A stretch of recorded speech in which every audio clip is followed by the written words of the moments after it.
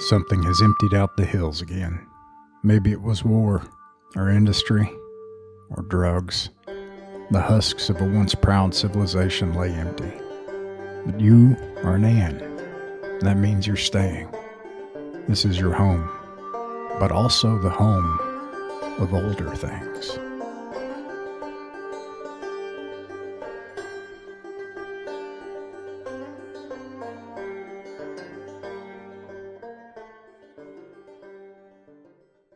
So, welcome back to the hills, everybody. We'll start with just going back over our characters. I think this is what we ought to do, is just check in with your character on their thing they need to be doing while they're in the hills. So, starting with Birch. Alex, Birch, what was Birch's thing that kept him in the hills, and how's that been going as far as needing to spend more and more money on it? He's saving up an unrealistic amount until he feels like he has enough that he can fly as far away from here as possible.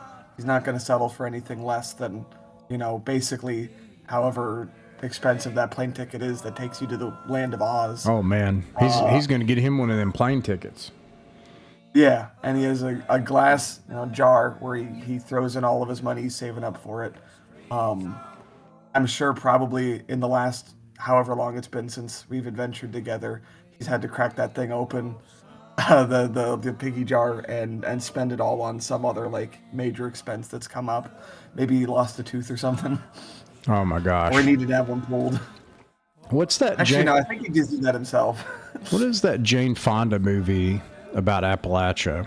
The Doll Maker, is that the name of it? I think it is.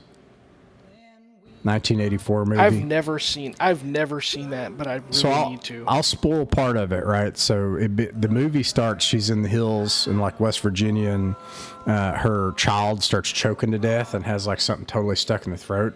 She runs, takes a knife, does her own tracheotomy on her kid, and this whatever.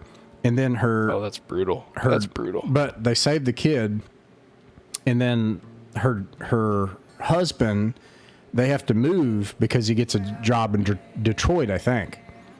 And so they have to leave. So she's trying to get used to living in a city, and he is making money. He comes home, and he gives her all right, here's the money to take care of things. And she takes part of it, and she keeps finding ways to cut corners and save money. And she saves $1, saves $1. And she's got a big jar where she's just wadded up dollars upon dollars. She saves up hundreds of dollars. And, I won't spoil the end of the movie. No, it's a movie from 1984. It can be spoiled by now. The kid goes and sits on the railroad tracks and loses her legs.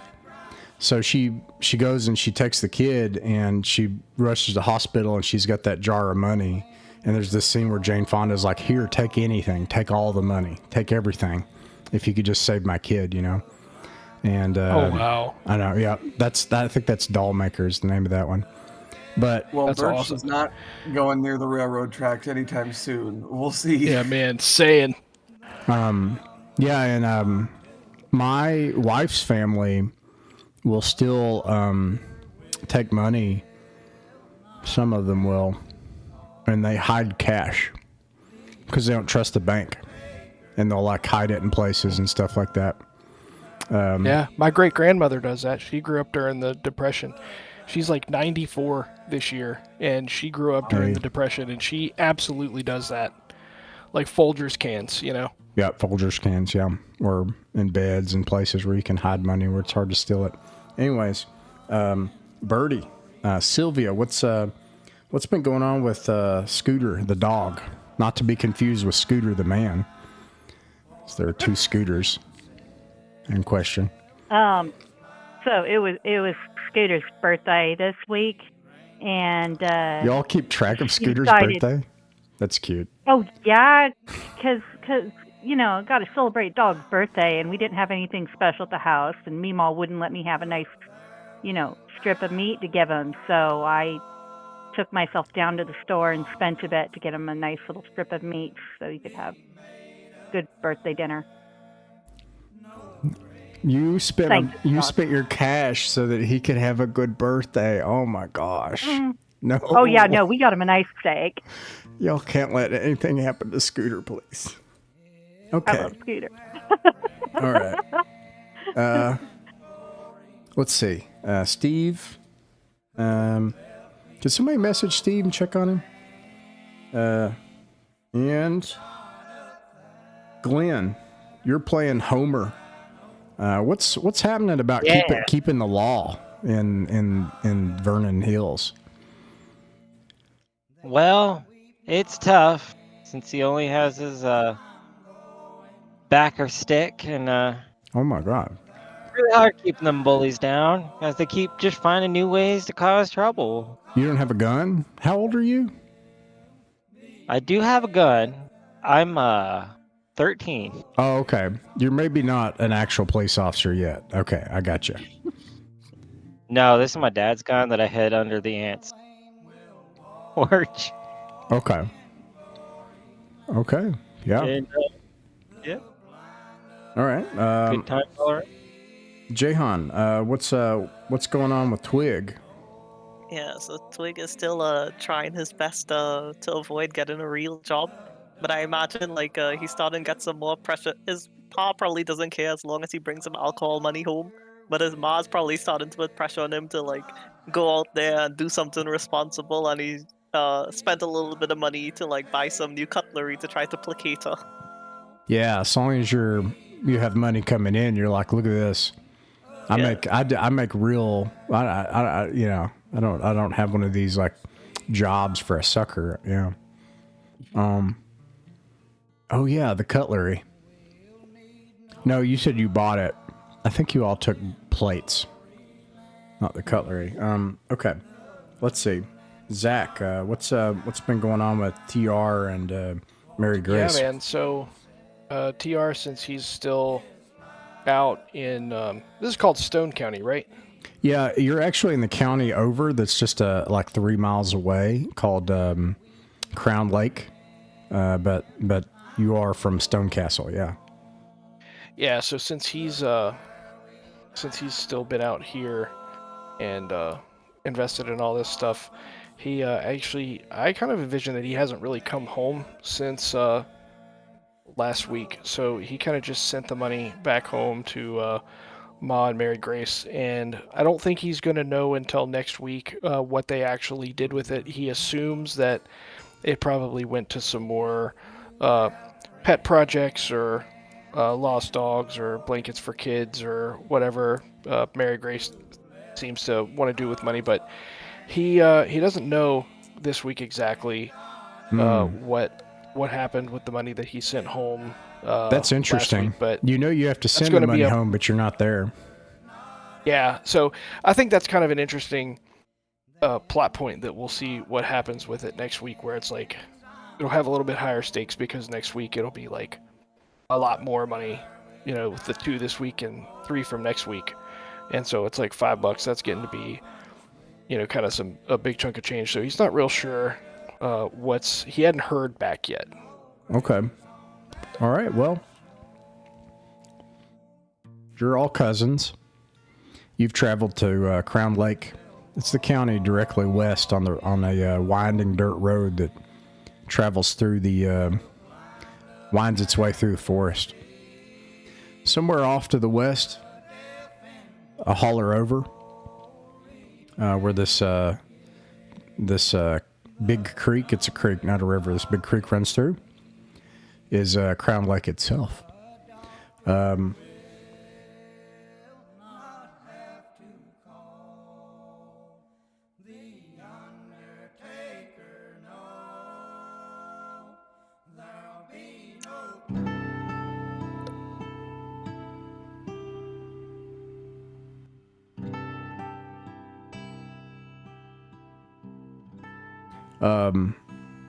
Your uncle lives in a place called Sparrowtown. Sparrowtown has all the kind of things you'd expect: a general store, a 5 and dime pharmacy, you know, all that kind of stuff. If you need anything, you could do that between sessions if you want. But you notice the town has got a lot of buildings that are boarded up. Now, this is pretty common, okay? But Sparrowtown's doing real bad. I think you all went to the Five and Dime when you were here last time. You were trying to look for a knife. And, what's his name? Ray Nathan? Yeah, that was Ray Nathan, the storekeeper. Yeah. He told you, he said, there are a group of men that are sorcerers. And they've made it to where nobody wants to come and stay and live in this place. Unlivable here. You saw a big giant marching across these hills here, rip up a tree and cast it over against this corn silo last time. Oh, hey, Steve. Hello. Sorry about that. That's all right. And shook the corn silo, and some man was hollering from it. And yeah, they've been fighting with each other. You delivered a box full of stone figurines to someone who used to be a pretty well-to-do lawyer. Those stone figurines came to life, tore his front porch all to pieces, and you snuck in his back window and took a bunch of his plates. Took them into town and sold them. That's what happened last time. Now you're back at your uncle's house in Sparrowtown. I'll describe what you can see around you and what the weather's like today. It's a summer day. It's really dry and hot. In fact, it hasn't rained in a while. A lot of the waters, creeks and stuff, creek beds are low, and it's not too windy. You can hear the summer critters, birds, and crickets and things. They're just howling. From where you are, I want to note too, obviously there are other haulers. And from where you are, you can't really see what's beyond in the next hauler over. I'll give you a little hint though, so you can orient yourself. Further off here, there is this hauler gets real swampy. That's because that's where the lake comes out and kind of stagnates. You've got the bulk of the lake over this way, and it just opens up into a big old lake. In fact, there's all these little rocky islands on the lake.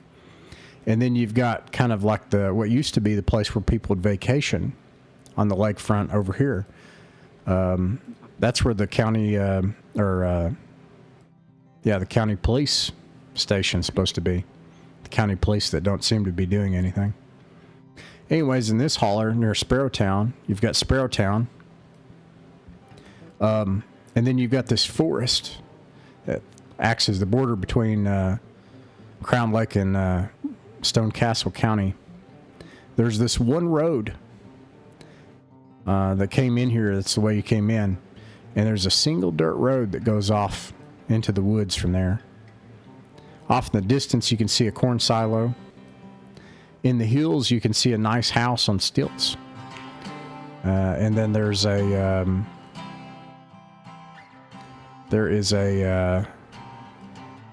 another house in a swamp, also on stilts. And then another house out in the water. That is what you can see from here. Is there anything anyone wants to add from last time that you think would be important? I have Homer as the group caller tonight. I still like using a group caller. I think it makes things really fast and simple. Is that okay, Glenn? Yeah, that's fine. Thanks, Glenn. So yeah, what do y'all want to do? You've got financial obligations to meet. By the way, you came to Stone Castle County because we went over this in the beginning. You've heard rumors of like 3 or 4 caves or mines that have been lost here that have lost things. And that's primarily what you're about, is finding lost things that you can sell. All right. Well, since you guys came here beforehand, was there any like mines or anything you guys haven't fully explored or went down that we can go back to? We can go back to those. Or anything else that you guys found interesting? We haven't been to any caves or anything. Yeah, we we just went to haven't. the house.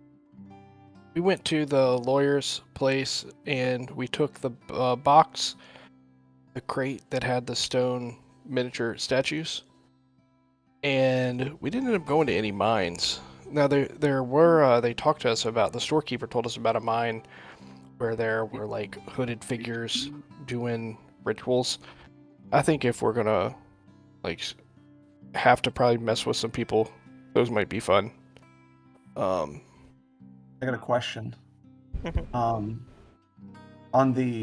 Owl Bear, the place where y'all were last time, was that just here in the town or was it somewhere out around it? Can you ping that around?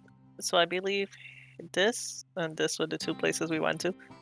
So this here was the sorcerer who makes the little figurines.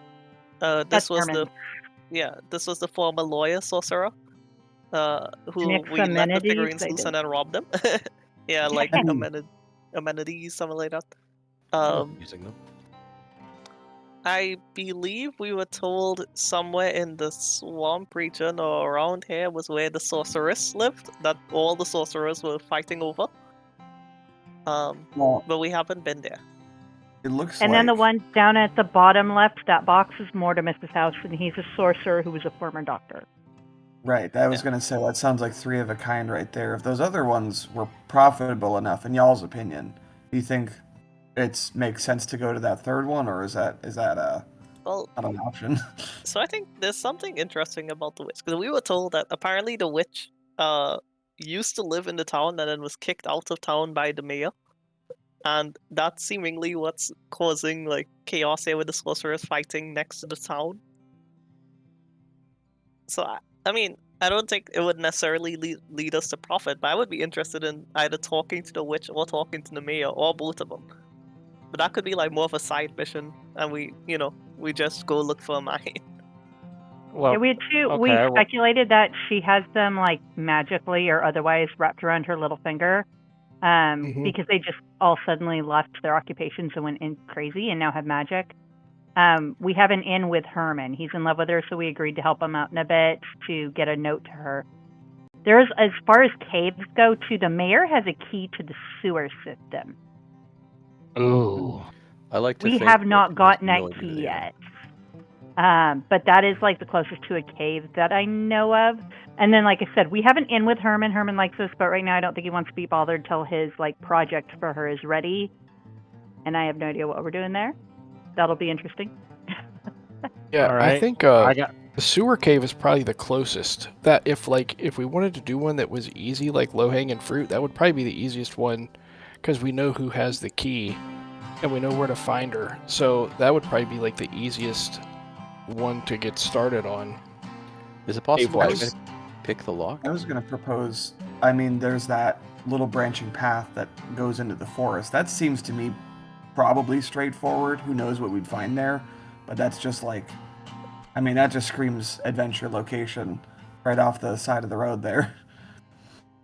And it's probably less stinky than a sewer. That feels like a very important factor we must consider, the stinkitude.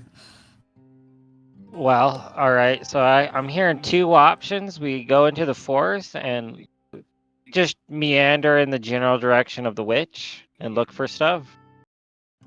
Or we get the sewer key off the mayor and go into the sewers. But in either case, does everybody have enough ammo for either adventure? Because who knows what we might see. And batteries for your flashlights.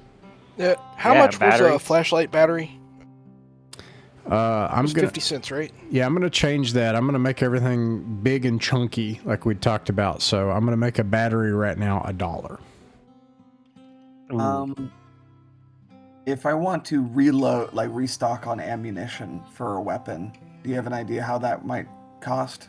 Mm-hmm. Yeah. It is. I think it was $5 for a shotgun shell and $1 for a bullet. Mm-hmm. All right, I got $1 for a bullet. Yeah, I'll buy 2 more bullets. That'll give me another $1. Alrighty. Yeah, I'll do the same. Oh, I Heck should yeah. ask. This will hold 6, right? Yeah. Mm-hmm. Yeah. Still doing the usage per battle, or do you want us to be marking just every single shot? Every single shot. Yep. Okay. Yeah, so I had 3 bullets. I bought 3 and I'm back up to 6. And Nice. I still have a... Who was it that gave me a battery last week? Somebody gave me a battery last did. week. Oh, yeah, thank you. Okay, yeah, I still have that one. I didn't use it. So I've got 1 battery and 6 bullets. I bought 2 more batteries to replace the one I used, and then I got an extra one. Smart thinking. And is Quick the only one with rope, or do we want to have 2 people with rope? Might be I'll get smart some to rope. have I think we should people have rope. more rope. Yeah, and just a couple of notes from last time. So in the errata, I'm going to try to use the Shadow Dark system. So the way light works is if you're in a like an underground place, it happens on, and it'll go out like in an hour, and that expends a battery after use. If you use a new battery, it rides along with the first one. Once you use it, it's used. If you imagine the batteries suck too, maybe, and that maybe explains it. But anyways, and then the other thing is if you're traveling overland with a battery at night, it lasts for a watch. It takes 3 hours to cross a holler, I think. So if you travel one part of a holler, it takes 3 hours, or if you try to get all the way across it, or if you do something at a site, like you go cutting up, that takes a watch. So a overland, it'll last basically, you go do a thing if you're doing it at night. So. All right. So my vote is we'll wait on the sewers. There's probably something awful in there besides the stench. Why don't we just head into the forest, follow the path, and we'll figure out whether we want to go left or right after that. I vote forest as well. I do too. Sounds good. I'm good. Okay, so you all head off into the forest. Very well. You start traveling. The summer birds and insects are alive and speaking loudly either side of you in the trees as you pass. It's an otherwise beautiful summer day, and sunbeams are piercing through the thick canopy. Everything is lush and green, and the applewood trees are covering the ground all over the place, making the whole place look like a big ocean of green underneath your feet. Kicking up these big soft apple tree roots, and it's getting all over the place. There's only 2 things that you see here. One is the path that continues on. This is the road that goes back into Stone Castle County from where you are. If you were to follow this path, it'd make it up into the hills of Vernon Hills. The other path you see here goes off.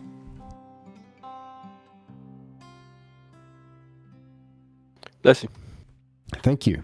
It goes off into an overgrown, bramble-covered path. Otherwise, you just have the woods. What do you do? I would say I pull out my scissors, which are definitely going to be ruined, and I say, "Let's cut through some brambles." Oh yeah. That's where the money's at. I'm clearing them with my backer stick. These are not the tools for I knew the this job. would come in golly. use. Hey, we're on a safari now. Ross, I lost you. Sorry about that. I said you get to just whacking the briars with your shears and your backer stick and everything, and eventually you see a very lovely log cabin. It's painted. There are delicate designs of flowers and stuff eccentrically painted on the outside of it. The whole thing has been placed with color, whitewashed, and then on top of that, designs placed over it. There's been a porch made by someone The porch looks handmade. And there's all kinds of hanging flower pots and gardening and stuff that just covers the outside of the house around it. And little stone paths that have been placed down by creek stones that have been laid in a path leading up to the front porch invitingly.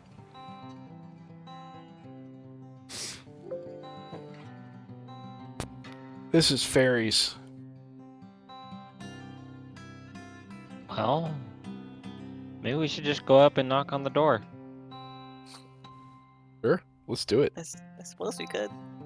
You go and knock on the door, and a lovely, trim, middle-aged woman who has a dash of makeup on and her hair back answers in a finely woven dress and smiles and says, "Well, hello there. What can I do for you? Do you need something to drink? It's a hot summer day." That would be lovely. You wouldn't happen to be the witch, are you? A witch, huh? Well,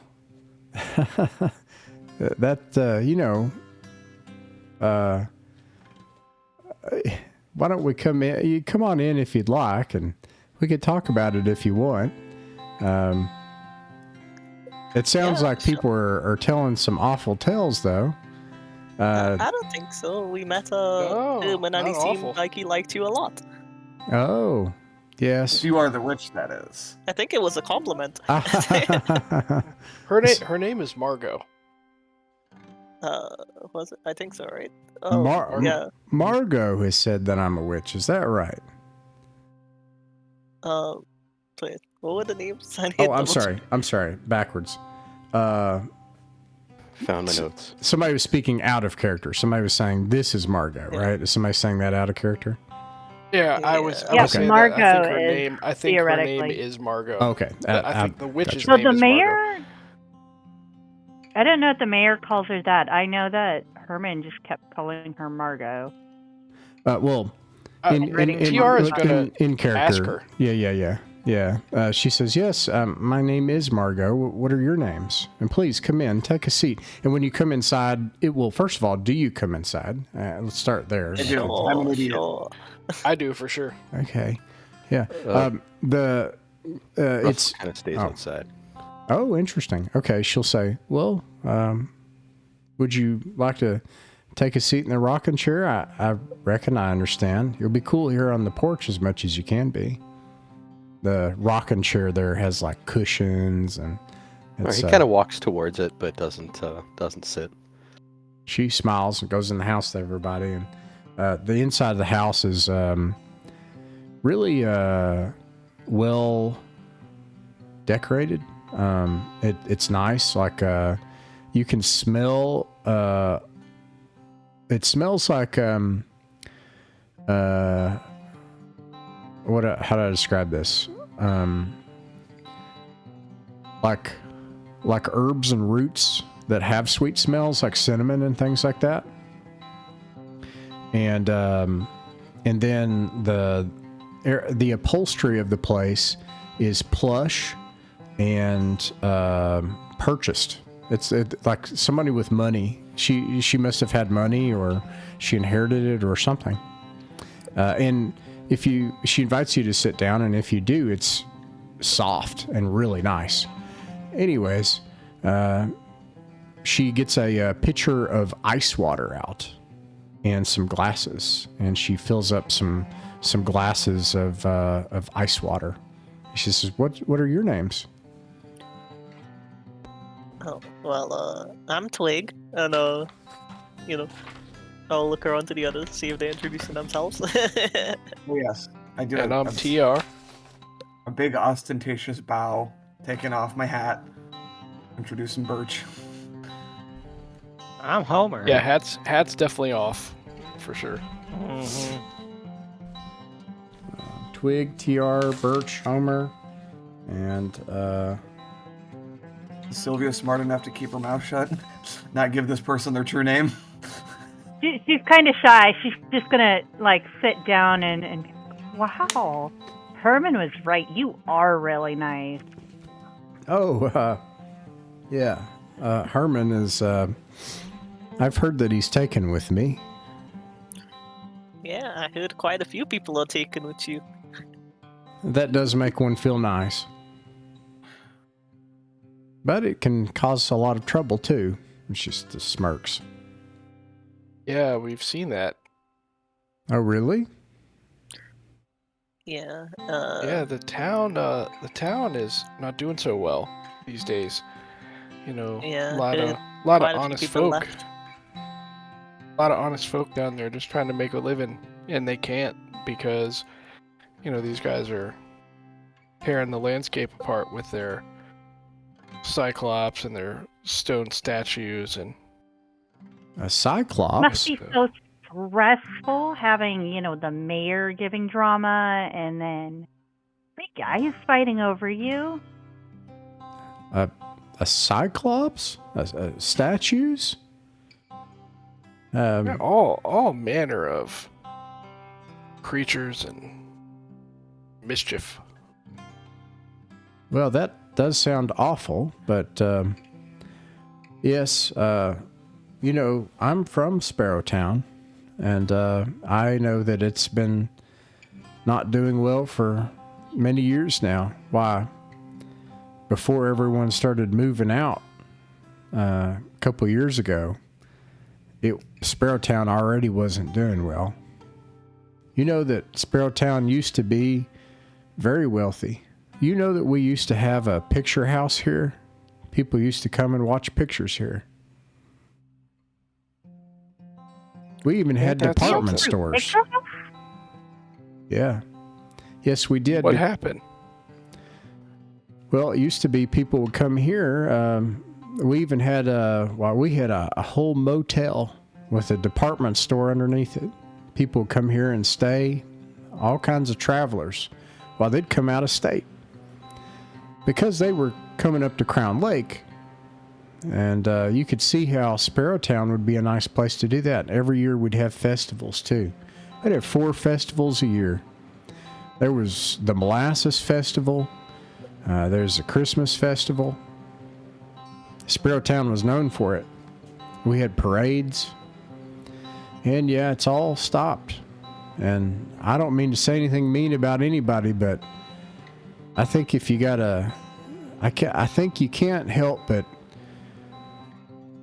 figure that when you look at a town, you have to ask who's making these decisions.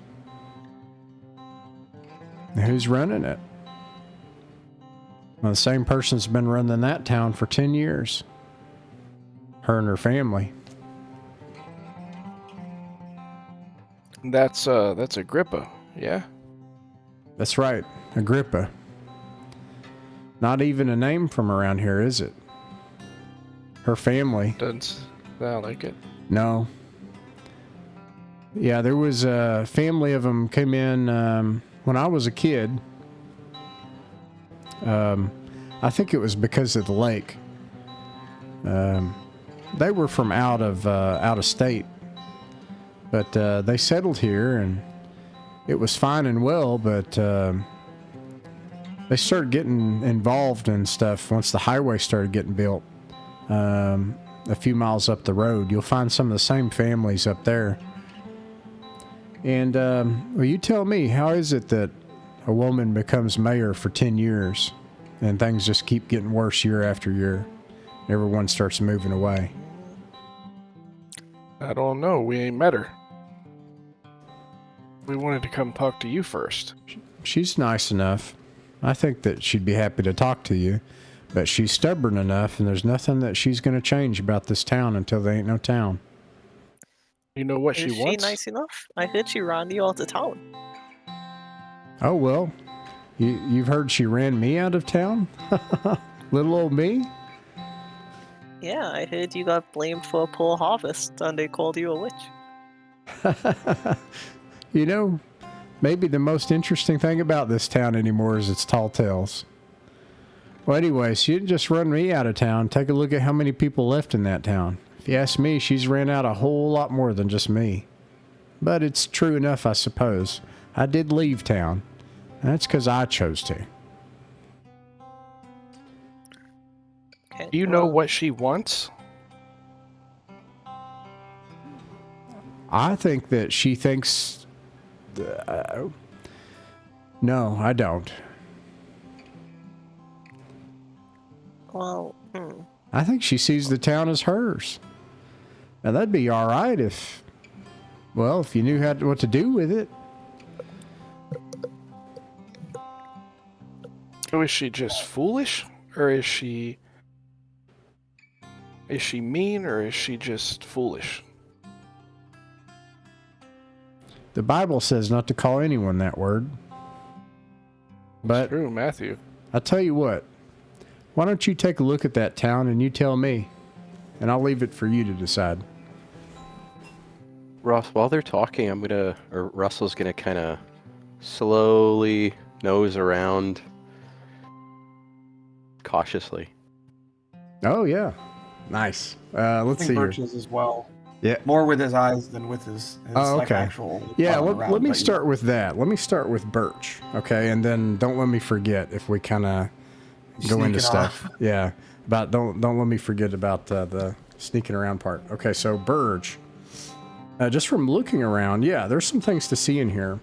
I had mentioned that it is like nice, like it looks like money has helped make this place and not just hands. Something else like you see. Like picture out of a magazine kind of thing.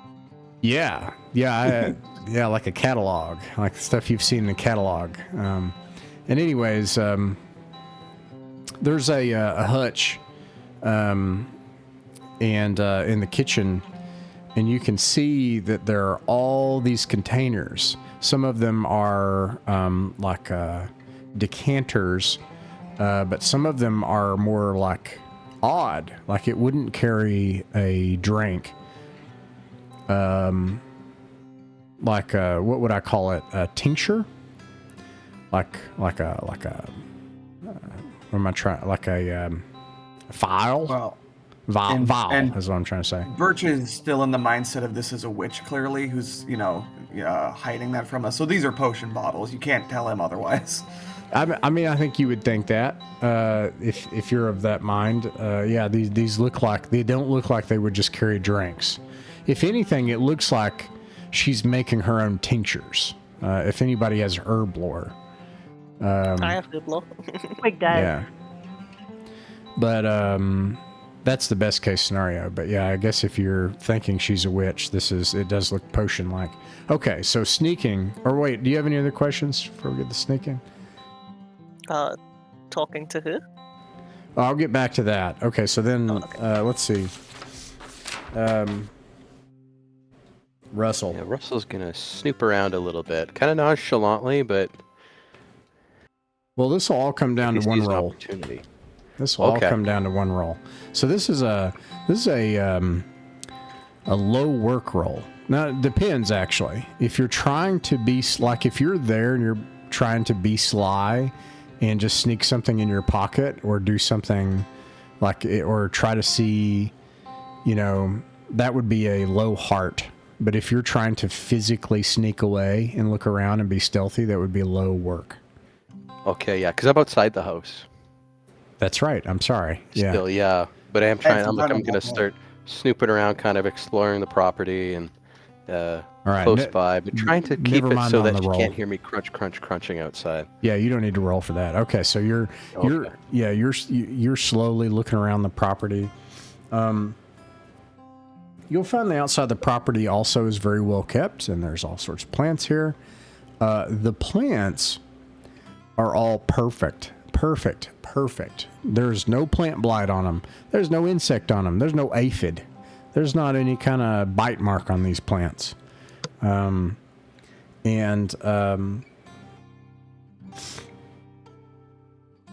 the back of the house, you can see a victory garden.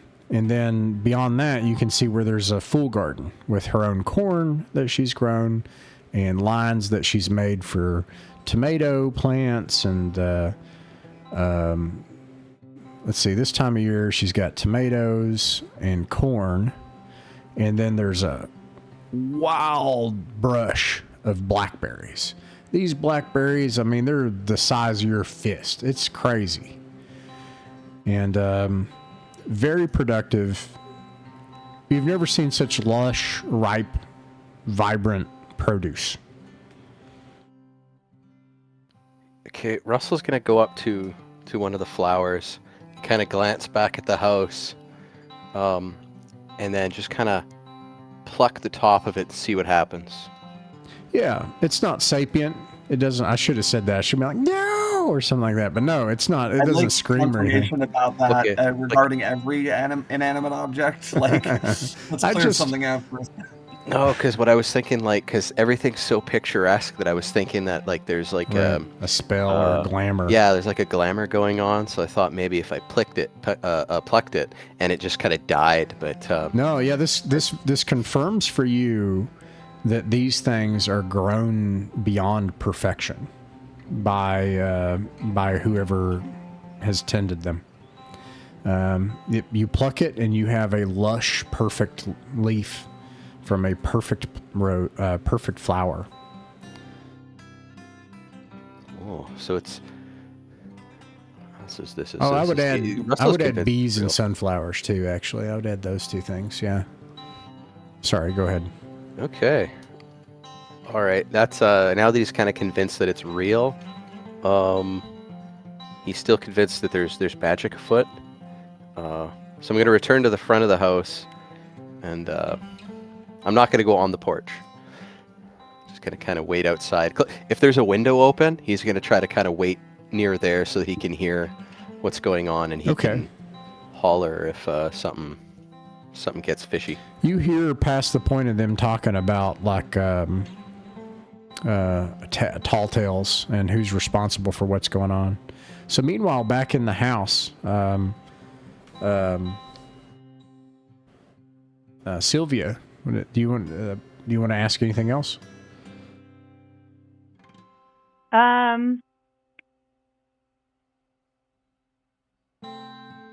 Yeah, got any? Yeah, any kind of. Oh, go ahead. I have a point I want to raise with my cousins, although I'm not going to, shut our host out of the conversation or anything. But I turned to TR. Tommy, you're 19 years old, right? You're a real man. Yep. Well, supposedly. It's summertime. That sounds like prime election season, or campaigning rather. I mean, if the leadership of this town hasn't been fixed right, and who knows how long, maybe a change in leadership is in order. And I think you could be just the man for the job, and we could run your campaign. Oh man, that would be incredible. I think for me, I want to look at Margot and say, you've shown us a lot of hospitality.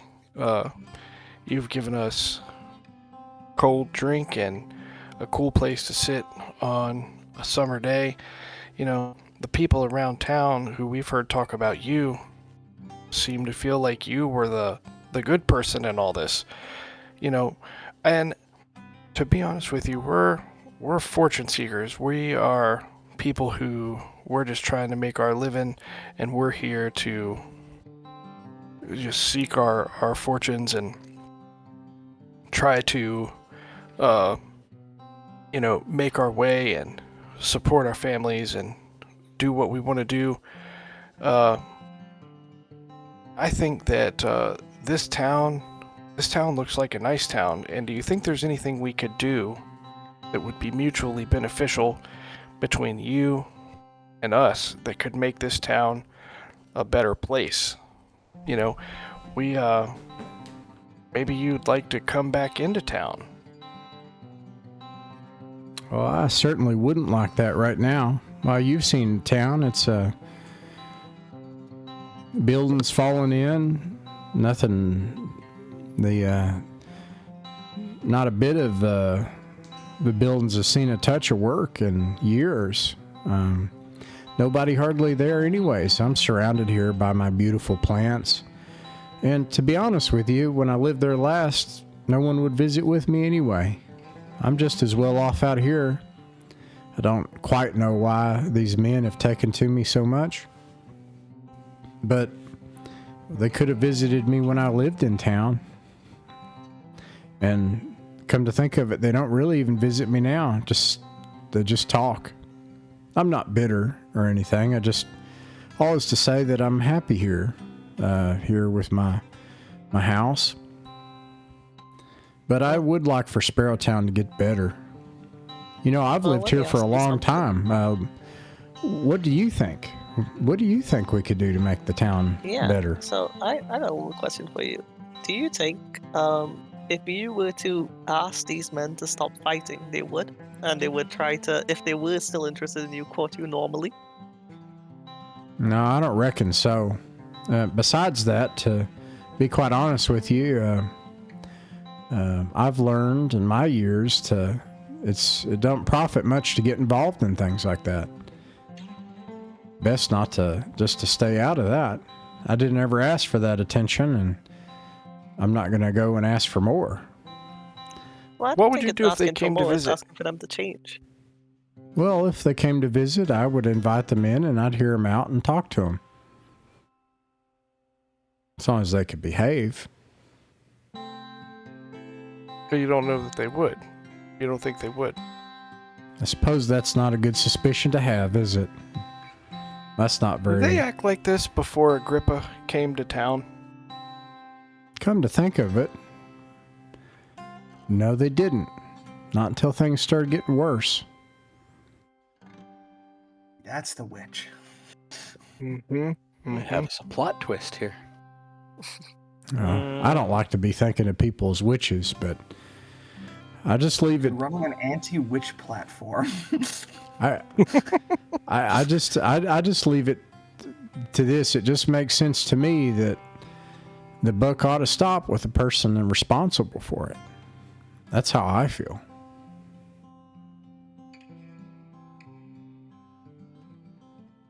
Maybe you could come back into town with us and have dinner with us at the general store back in town. Maybe if you went and saw what was there, maybe you would decide that the whole town could be as beautiful as your little place here. She puts her hand up and she says, "That's very kind of you to offer. And invitations are awfully kind. You know, that's the thing about invitations. Even if you can't get them, they're nice to have. Or if you can't act on them, they're nice to have. So, but I'm afraid, and I don't mean to be rude, sir, I don't have any interest in going back into town right now." I don't think we should push her on that front any further. No, okay, yeah. Well, I don't much blame you. I mean... I don't either. This place is perfect. I mean, I'd get a place like this someday, and I and Scooter would never leave it. That's very kind of you, miss. And you're welcome to come here with Scooter's your boyfriend, or is that your brother? Oh, he's my dog. Oh, that's lovely. I would very much like to meet Scooter, and you're welcome any time at all.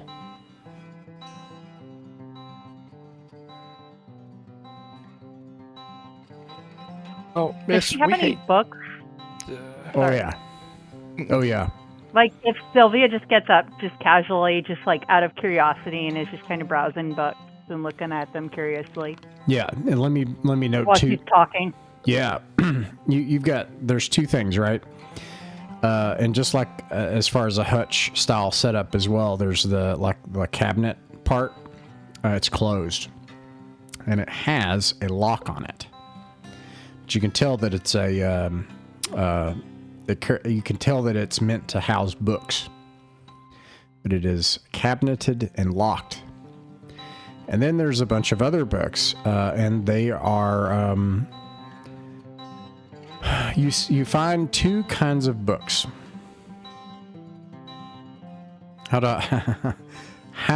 What would Margot read?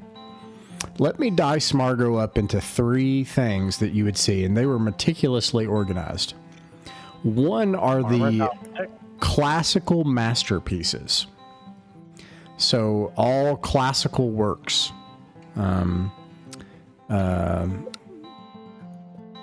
Shakespeare, Plato, like classic literature. The second, see the Odyssey, and I'm like, hey, Homer, I didn't know you right. yeah, that is how you spell your name, isn't it? That's good. Yeah. That's pretty good. I like that. She gets up and she gets the book and she brings it to you and she says, "Why don't you take this, please?" And yeah, it's Homer's Odyssey. Yeah. That takes one inventory slot if you want to keep it. There's the other two categories of books. There's the second category books. I would say I would move into something like what do I call it? I'm in somebody's crash pad here, and this kind of inspired me. I don't know that I would call it hard science, but it's like skill and technical things, and there's a lot of that. I don't know So if that, mechanical engineering side of I science. would say things like accounting and law and like stuff like that. And then the third category, I would call modern literature and avant-garde. Dang. So not like just witchery, not like here's how to make runes or something, or New Age or something, but like hiding that stuff. I know it. What would it be? It would be something like let me look this up.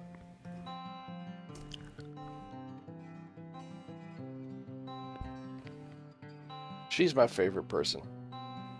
A copy of the Glass Menagerie. Okay. Modern literature. And then independent authors and things like that.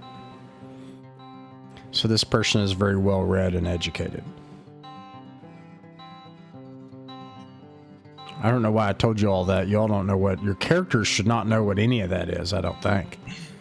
No, we No, don't. she was just, Sylvia was more curious as to what kind of stuff she has over here. Does it seem like normal or sophisticated and fancy? Or does she have sophisticated books, and fancy. to get kind of a sense of her? Yeah. It's like, does she have a bunch of suspicious books over here that's like, Right. why would you have that? No, right. So she's like, oh, this lady's got a lot of depth and sophistication to her. Yep. She's just trying to get a sense of her, but casually. Yep. Does she have a Bible? Is there a Bible in evidence? Oh, yeah. TR would point that out if there was no Bible. Be like, where's your Bible?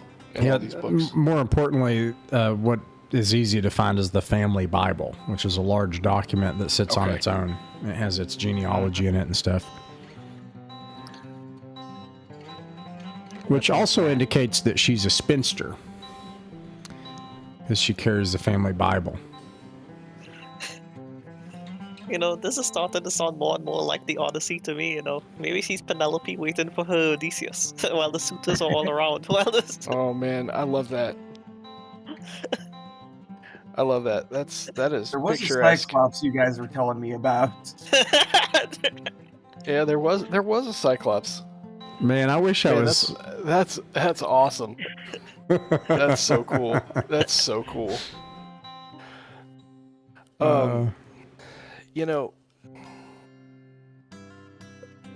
I think, Miss, we've spoken for a while, and not to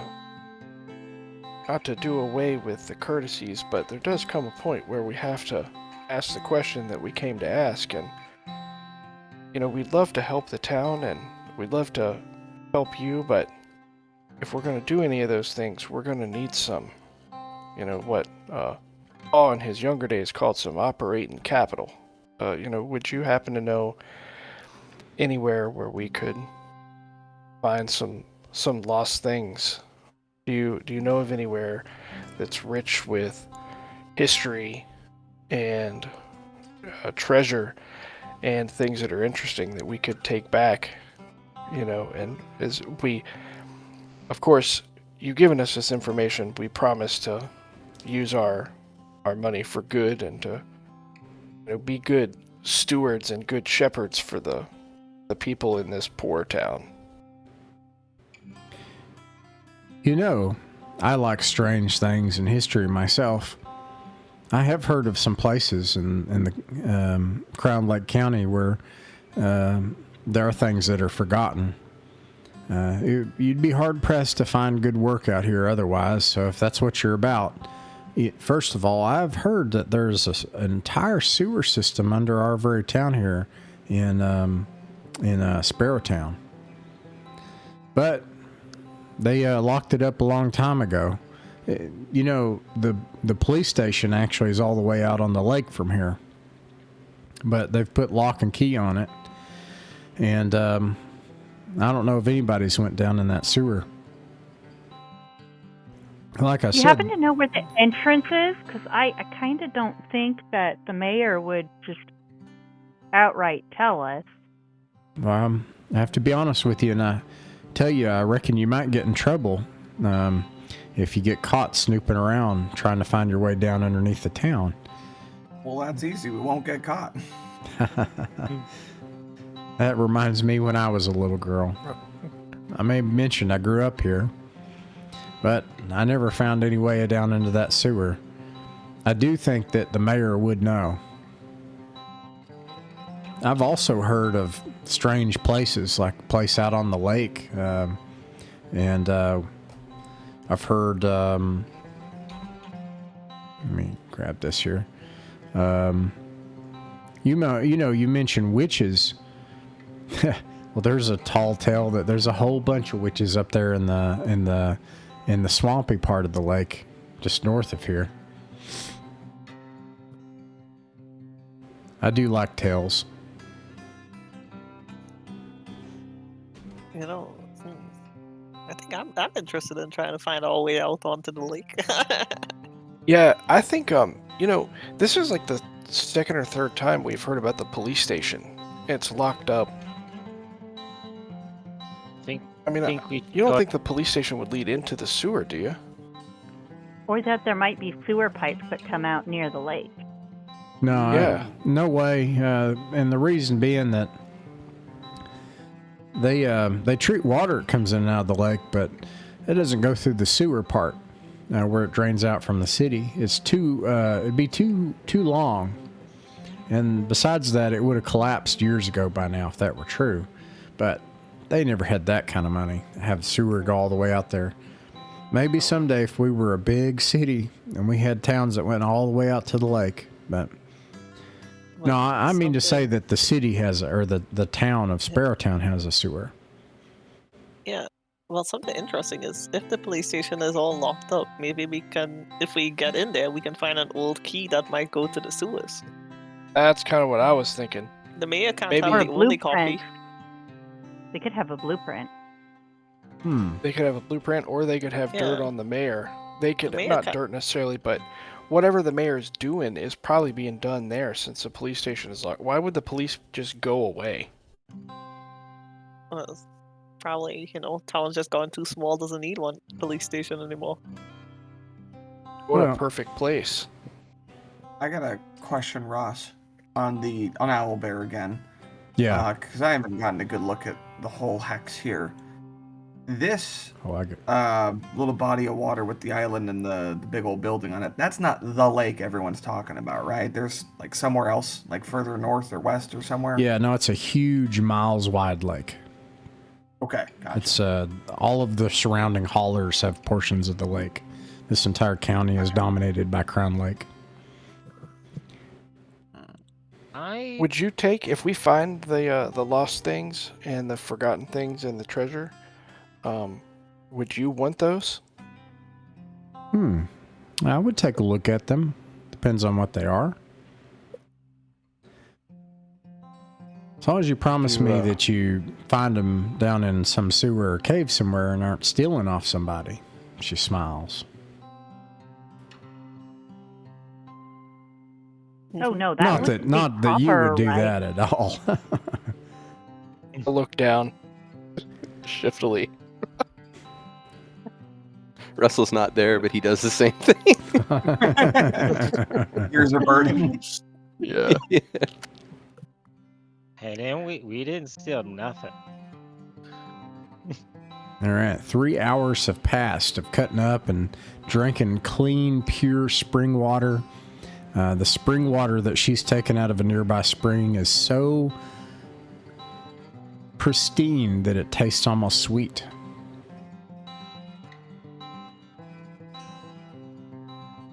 And it's icy cold. I think we should talk to Agrippa or go to the police station. I think if we want to go to the police station, we should probably head out now and just start making our way there. I feel like if we talk to Agrippa, I have her written Agrippina, but like if we talk to her, it's going to tip her off. And if we're not sure about her or her character, that could be a bad. Well, what's tipping her off going to do? We're a bunch of kids. I don't think she's going to listen to us anyway. If she gets any idea that we're thinking sewer system or police station or that we're poking around places, she might start keeping a lookout for us. I agree. That makes sense. I agree. We don't talk to her until we have a better angle, and right now we're still like getting the lay of the land and snooping around and stuff. We're learning more and more things about her with every, like just even talking to this conversation, so. We could head to the police station, but it's all locked up. We don't really have a way to get in. Well, you got lockpick, don't you?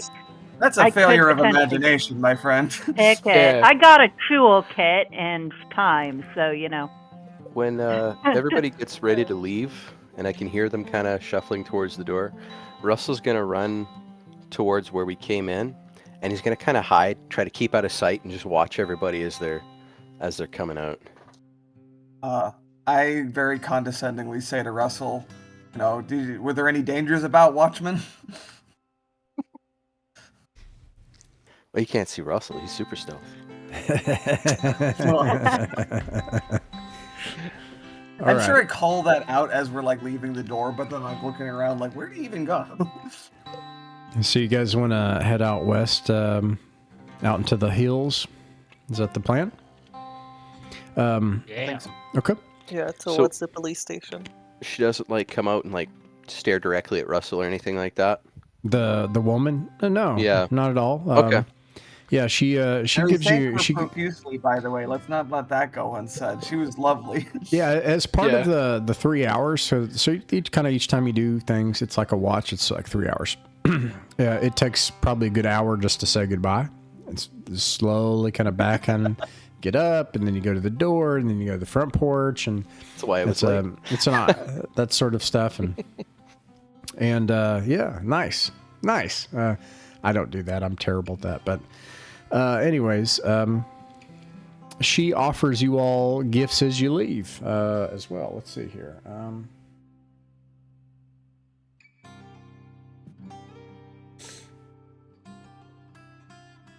She gives each of you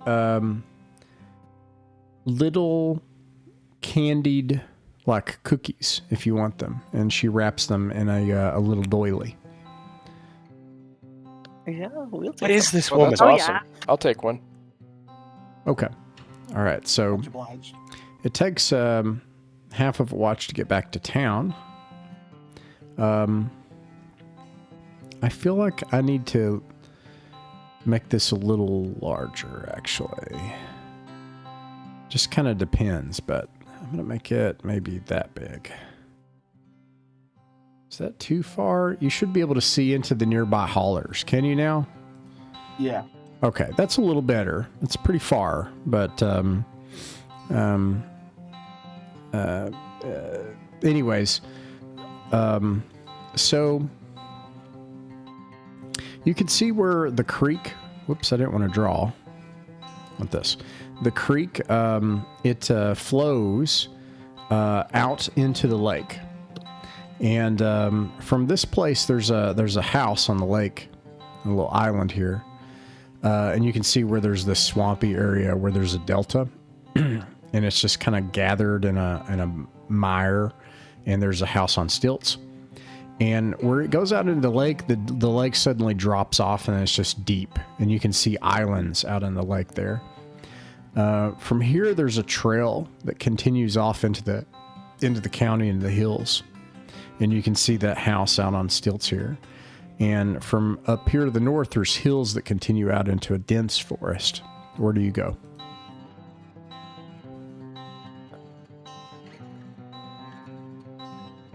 Where'd y'all say this police station was? This is ridiculous. Out by the By lake. the lake, I think.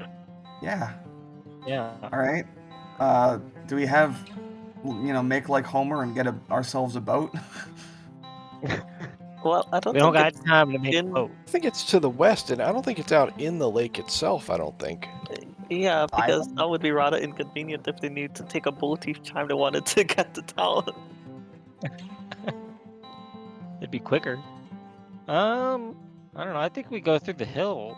I mean, Yeah, I think we go like something like this maybe. Like this Yeah. pathway and then along the lake. Sorry, I Yeah, think it moves makes for everybody when I do that. That's kind of annoying. I don't know what to do about that with Owlbear. I want to be able to, maybe I could figure that in the settings, but I want to be able to look around at different hexes, but okay. All right, that sounds fine. All right, so you follow this this path out into the hills, and you can see where there's a narrow portion of dense forest. Some of it bog, and some of it wet forest where the trees come straight up out of the water. It's been flooded. Other portions where it becomes a meadow, and this leads starkly into a sharp bank on this one portion of the lake, and then there's a north lake like on the other side, and you can see where the hills end, and it gets to the north shore. There's this road. This road should really kind of like continue, and then it travels to the west, and you have another town here that's out on the lakefront, and then it goes into these muddy hills that go into a swamp to the north. You said that you were going to continue the hills. I'll bring you up to where this is, and then you can tell me That where looks you're going like to go. the ticket right there. It's coming into view now as we're like on top of the hills. Yeah, so there's a town here, and you can see. It's funny, I can't actually see how far you can see. I don't know, but This is range if you see where we're thinking here. Yeah, it's Oh, like that- in shadow. I'm beginning to see what's definitely a police fortress. that's kind of helpful. Yeah, and that's let me actually, I lost it here. That is precisely the case. It's not so much a fortress, but it exactly looks like a police armory, like a brick building that has a motor pool where you can see there are police vehicles, and there's a road that connects here. And it doesn't look like anybody's about. In fact, you don't even see the place you don't even see that it looks guarded. It's got chain link. So yeah, where do you all go from here? Did I already roll a die? We want to head to town. I don't know what time of day it is, but it's probably at least good to check in to civilization. Oh, that I reminds think me. we should break in. Yeah, so how far in the day is it? You start in the morning, so it's now noon. It's been 2 watches. I mean, I think we'll Oh, pass 3 through this town watches. just on the road, but I don't think we need to necessarily stop in it. Unless there's something you're looking to get from the town, I think we just keep on going to the police station. Yeah, I think we keep on going to the police station. Yeah, and I think this is 3 important hours to note. just to eat lunch. So, like, you're still on the first day. What happens if you're out somewhere and you don't want to be out? If you're out at night, if you're traveling at night, 1 watch uses 1 battery. So long as you're out at night, you will always have encounters every watch, even if you're trying to sleep. If something interrupts you, you don't sleep. How do you avoid that? If you find any house anywhere, you can always sleep at a house, always. There's no house in the hills that you're not invited in. You can always go in a house and sleep. But if you stay more than one day, your work starts increasing because they put you to work. Yeah, they don't want no kid freeloading on their couch, okay? That makes sense. Okay, so Yeah, I think we should roll through the Guns town and and then backsticks. go directly to the police station. And then if this town's pretty close, we could come back and maybe stay here for the night. Okay. If we had to. I Alright. agree. Very well. Yeah, you're able to make it to this bridge, and you make it out the police station. As you approach the police station, you determine this absolutely is the Crown Lake County Police Department, and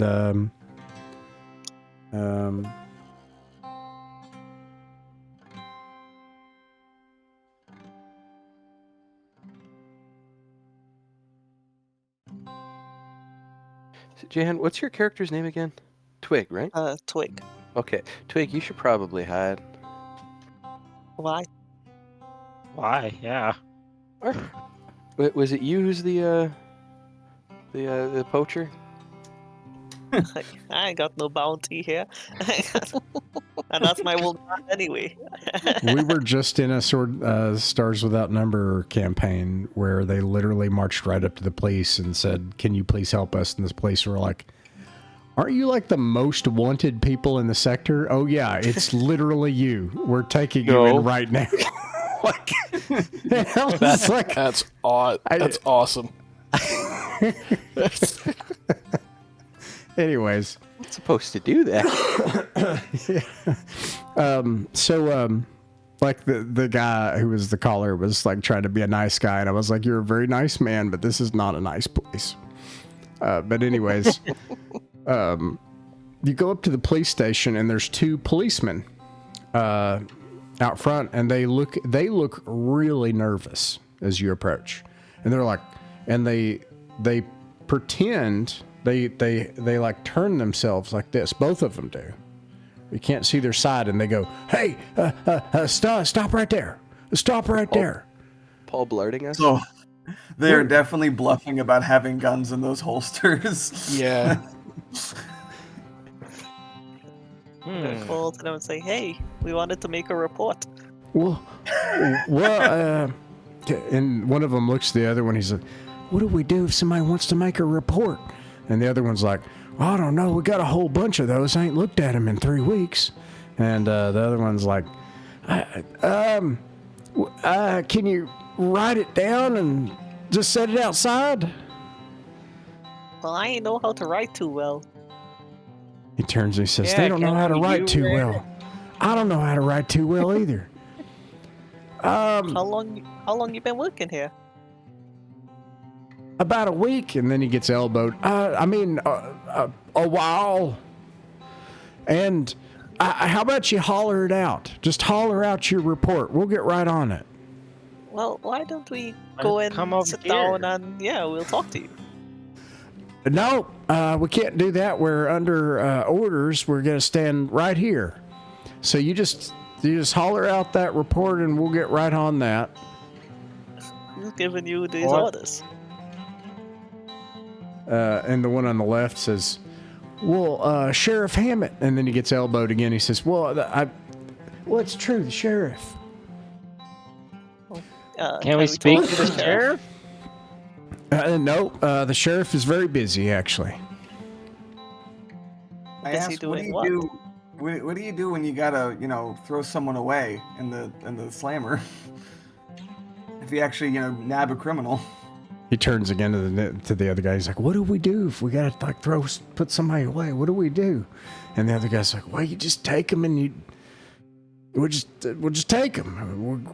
We'll drag them in there." All right. Okay. I say, follow my lead, everyone. We'd have some crimes to confess to. No. I got two questions actually. One for my party. Who was the one who wants to become a police officer? Again, Yeah. Homer. Homer.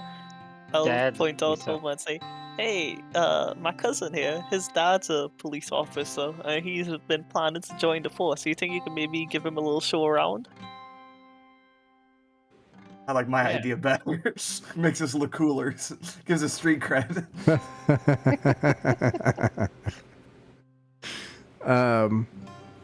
Yeah, so Homer, your dad's a policeman, right? Yeah. So this is not right at all. There's a lot of things wrong with this. They aren't wearing uniforms. They're not wearing them right. Policemen are supposed to, it's important to kind of look tucked in.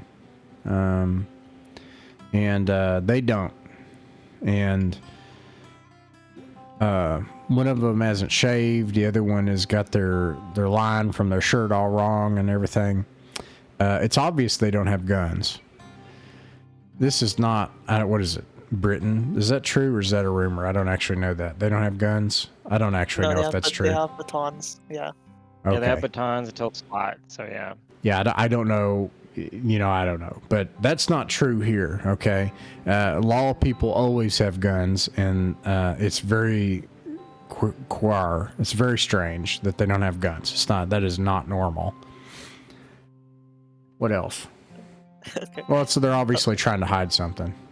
Yeah. This is stuff They that don't would be know obvious standard to procedure. Glenn, or I'm These sorry, real Homer. cops. That'd be I like think- asking my dad to fix something, and he doesn't know how to use a screwdriver. Yeah. I'm gonna ask them. Hey, so what's your guys' badges numbers? Yeah. They both look nervous, and they're like, well, why do you need our badge number? Yeah. And Well, why I'm ain't you thinking boys of, got no guns? Well, We like I said, we have got guns. We do. Yeah. You do not. You do Oh, not. Oh, yeah, show them us. That, Show 'em to us. That would cause Draw. an alarm that would create a public disturbance, and we do not want to do that. We will give you our badge number if you want to issue a complaint. Homer just looks around and shrugs at this police station is like nowhere near town. He's like, what disturbance would there be? You're just showing Yeah, a I'm bunch looking of around. kids your Where's the guns. public in question? Oh, and actually, let me see. I don't want to be drunk in public. Was thrown into public. Arrest them. yeah, I'm thinking we do a citizen's arrest. Yeah. Oh man, I that's have a gun. I mean, how many of us do? I do. Like we could I do take too. Why do you think they're so nervous? I got a shotgun.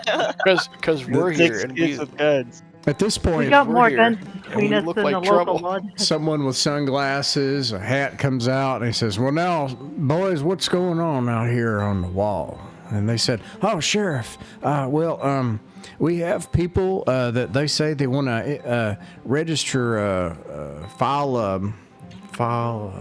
they were going to write something. They wanted to tell We you wanted something. to report. A report. They wanted to report something. Well, fellers, that's what we're here for. I don't know. You ought to be letting these people in so we can get down to that. What do you think we're here for? And the sheriff says, I'm awfully sorry about that, youngins. These two here are new. We've got a lot of new people out on the force. Why don't you just come on in? We'll get you something to drink and Okay. maybe get you a snack, and we'll take our time. We'll work right through whatever's going on. Alright. Quick question. Does he look more like an actual sheriff? Like he Yeah. has his uniform on well, he has Yeah. everything? Yeah. Okay. Yeah, I was on the This fence is- about like, are these guys just like rookies who don't know what they're doing, or are they actually like crooks or something Yeah. who've disguised as police, So or I are think, they former crooks who've recently been hired as police for lack of better work? Right. So I think That's the here's vibe the I get. I think us older ones, we go with them, we talk with them, and then while we're giving our complaint or a report, some of the smaller, sneakier ones slip away, try to find a key to the sewers in here somewhere. You just let me know when got it's a time to plan B. confess. Yeah. Russell's on it. I may offer a second plan. We all go in together. We make sure that they're in front of us. If this looks like, if it looks like there's more quote unquote rookies inside, and this is the only proper sheriff, I think we all just make a citizen's arrest on the whole police station because this is very suspicious. I think let's start by going in to give our report, and I think the smaller ones slip away to try to find a key. All right, we'll we'll from go with there. your plan first. Yeah. All right, you lead the way. Alright. Before you do that, I want to note something that one of y'all sees. Let me turn this off, turn that on.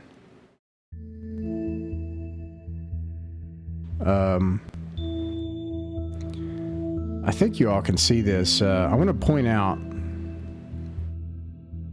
what you see off in the distance. And Twig, as you're thinking about this, talking about it, you glance back and you can see where the lake is actually completely dried up here. In fact, it looks like this lake must have been partially not man-made, but it has been buttressed or enhanced, and so it's drained some of the swamplands and been used for water and whatever, you know, and whatever dam or however berms or whatever they've used for that must have been broken, as vast miles of land look like a desert. And this is actually a completely dry lake bed. So this must have happened the past year, where the lake has dried out and all the water is receded from that portion. It looks really eerie. It's a vast dry lake. And you see something out there twice. Okay. You see a black, how do I describe this? It looks like a black building. And you think, well, that's weird. There's a black building out on the dry lake bed. And then you turn, you're listening for a while. And then that black building is up over here, closer to you and bigger. And that's all. And that's fine. We'll move on from that. I just want to point that out. Anywho. Like, what is this, police station on the Borderlands? So. Alright. All right. Into the police station, right? And then the younger ones are going to stay outside and try to sneak around and figure out where keys are. Is that the plan? Well, I think the younger ones can come in with us, and like while we're talking to the sheriff or talking to police officers, they can sneak away to try to find maybe a locker room or something and see if they can We find need to use the bathroom, and then we conveniently get lost on the way back. Yeah, and you're just looking for keys to the And we're sewers or young a enough, key they ring. might buy it.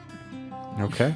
All right. So you do that. You go in, and the sheriff takes you into his office, and this place, there are all kinds of police officers in here. It is very well staffed. Dang. And none of them are doing anything.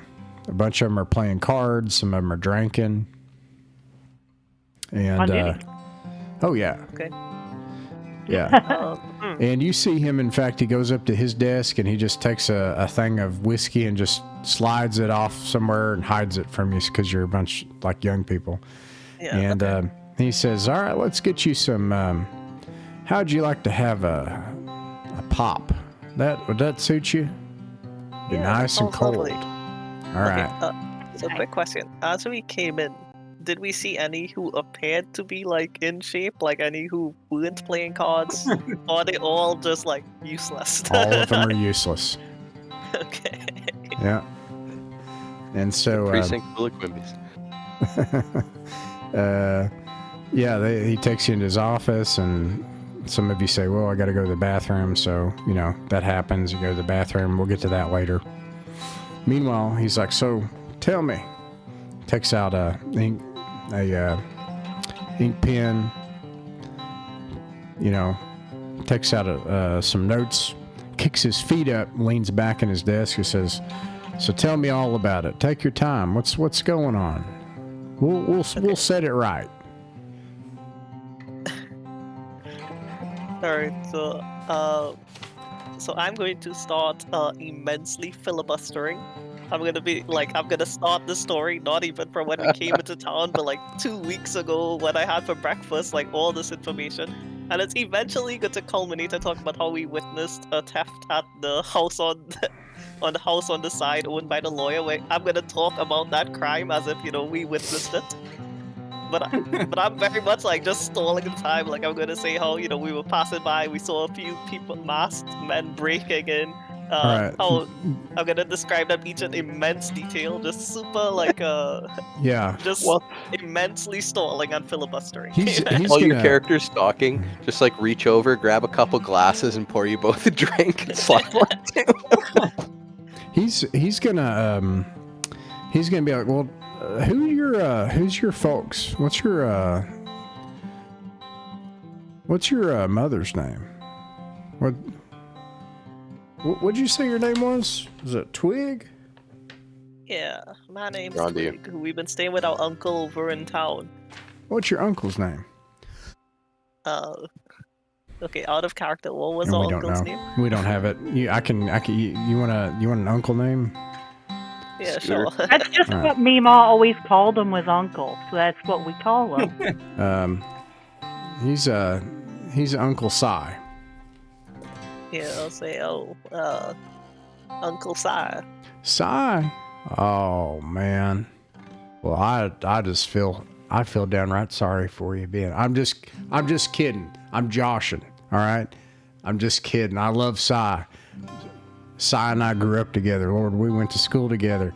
And he starts talking about your uncle and everything. He is gonna out filibuster you. This is an opposed turn roll.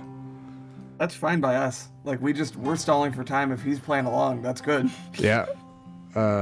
So this is a opposed high turn roll. So you want to roll lower than him. He got a 7. Okay.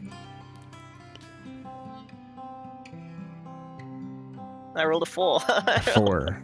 Yeah, you spin things way further out than he does. You travel across 15 different topics, and then you loiter on one for 15 whole minutes. You don't even get anywhere. You never mind, I won't embellish it further. No, I will actually. You get to one topic and it becomes like, no, you're too young. That is to say your character. So I won't do that. That's stupid. Okay, never mind. But anyways, yeah, this goes on for 3 hours straight. Yeah, I'm gonna imagine we're talking about the things got stolen. I'm saying how it looks like they stole some gold plates. Have you ever heard about the history of gold? How they first started manufacturing it? Whatever. Just started. He's like, no, I've ranting, never heard about that. Tell me about that. And he, yeah. This has got me thinking. Twig is pretty close to 18 years old. Maybe they're a better suited politician with the skill they have here. yeah, everybody's a politician. Either that or you got a strange turn to you. One of the two. And yeah, Twig, he likes your turn. The benefit of this is he doesn't actually learn anything. That's what he was going to get. But you do get what you want in terms of time. So who is it that split off? Russell. Sylvia's going. Okay. So, She's doing the dance. She's got to go find the bathroom. If he could just give her directions. She doesn't want to inconvenience him none. okay, this is Russell, Birch, and Sylvia split off down in the station to go to the bathroom. You do that, and you have the run of the place. The problem that you immediately run into is that there are policemen everywhere. And that's odd, is that there are people here getting paid to do nothing, and they're covering the place. Some of them are snoozing, some of them are playing games, some of them are drinking or playing cards. I can see why Homer wants to get into this line of work. Good. You think there are dozens of police officers. You've never seen a county police department. A county police department for a place like Crown Lake might have a dozen at best. This is a lot. Oh, yeah. This is like a proper city's police department. This is really suspicious out here in the holler. They all look Lot of the animals same. in this neck of the woods, Who's yeah. footing the bill for all of this? That's kind of what Sylvia's wondering. This is a lot. Something Keep all that these guys paid. yeah. Homer, I forgot to mention this because Homer's back with the sheriff. Homer, you're also able to. It's obvious to you. There are no guns here. You don't see any.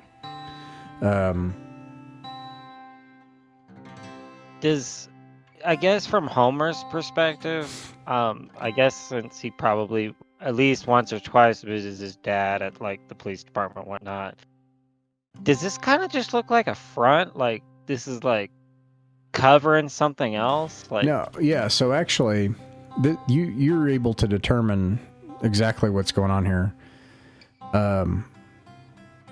This is definitely a police department. It is vastly overstaffed. It is completely ineffectual in doing nothing. And all of its guns are gone. All of its guns are gone. This is a police department with no guns. Weird. Yeah. And this hits Homer deep in his soul. Yeah. So People aren't here for this.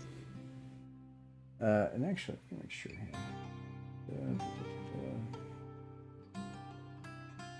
Okay. All right, and then let's see, what was the next thing? Okay, so meanwhile, Birch, Sylvia, and Russell. You think that you see where, maybe a county lockup would be, which is just a simple, like a slammer or a tank kind of thing.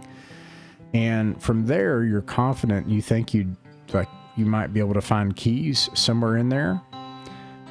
There's a person snoozing over there, and between you and it, between that location, there's half a dozen that are just cutting up, loafing. What do you do? Russell could sneak over there and get them. He's a sneaky little fella. We want to provide a little distraction to help give him even more chance of success at that. What if they're I said nothing. Homer's there. Yeah, how would you do it? What kind of distraction would you do? Do you have any ideas, Sylvia? Light a piece of paper on fire. Sylvia could play a total damsel in distress and like slip and fall and need desperate assistance from, you guys are police, somebody help me. And how old is Sylvia? She's 13. Okay. See how many officers she can get over to help her. Yeah. Make a scene in general. You do that, and they're very concerned. They're like, Miss, what are you doing in here? How did you get in here? Where is your parents at? Are you okay? Oh, well, it'll be all right, miss. And then they like get the first aid kit out and they try to help you. And they're, what's wrong? I don't even see anything on you. They go on. They're trying to figure out what's wrong with you. I hit my head. I might need some ice. It hurts. Such a headache. You think we ought to send for a doctor or something? She says she's fell and hit her head. Or do we want you to call for a doctor? And they go on like this. Okay, so meanwhile, it's Russell, right, is going to try to, take advantage of that. Is that right? Sneak on over, yep. Okay. All right, so you do that.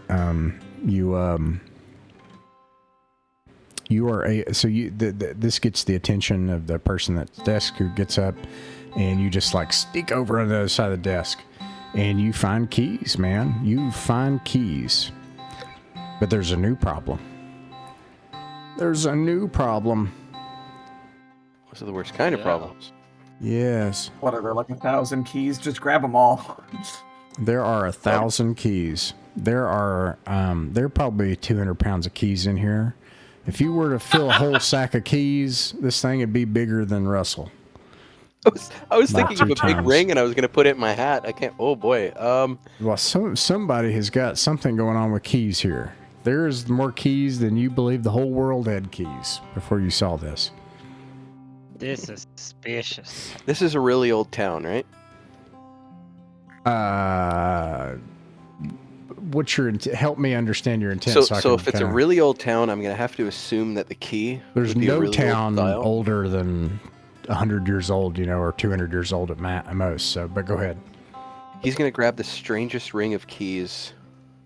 Yeah, I think he's just looking for the oldest looking keys, Yeah, like what's oldest clearly looking not a keys, modern key. And he'll throw those in his hat, and then anything that kind of looks similar, anything with tag on it, he'll just because he's got kind of like one of those taller straw hats, Yeah. and he's just gonna fill them in there. Yeah. Carefully put it on his head.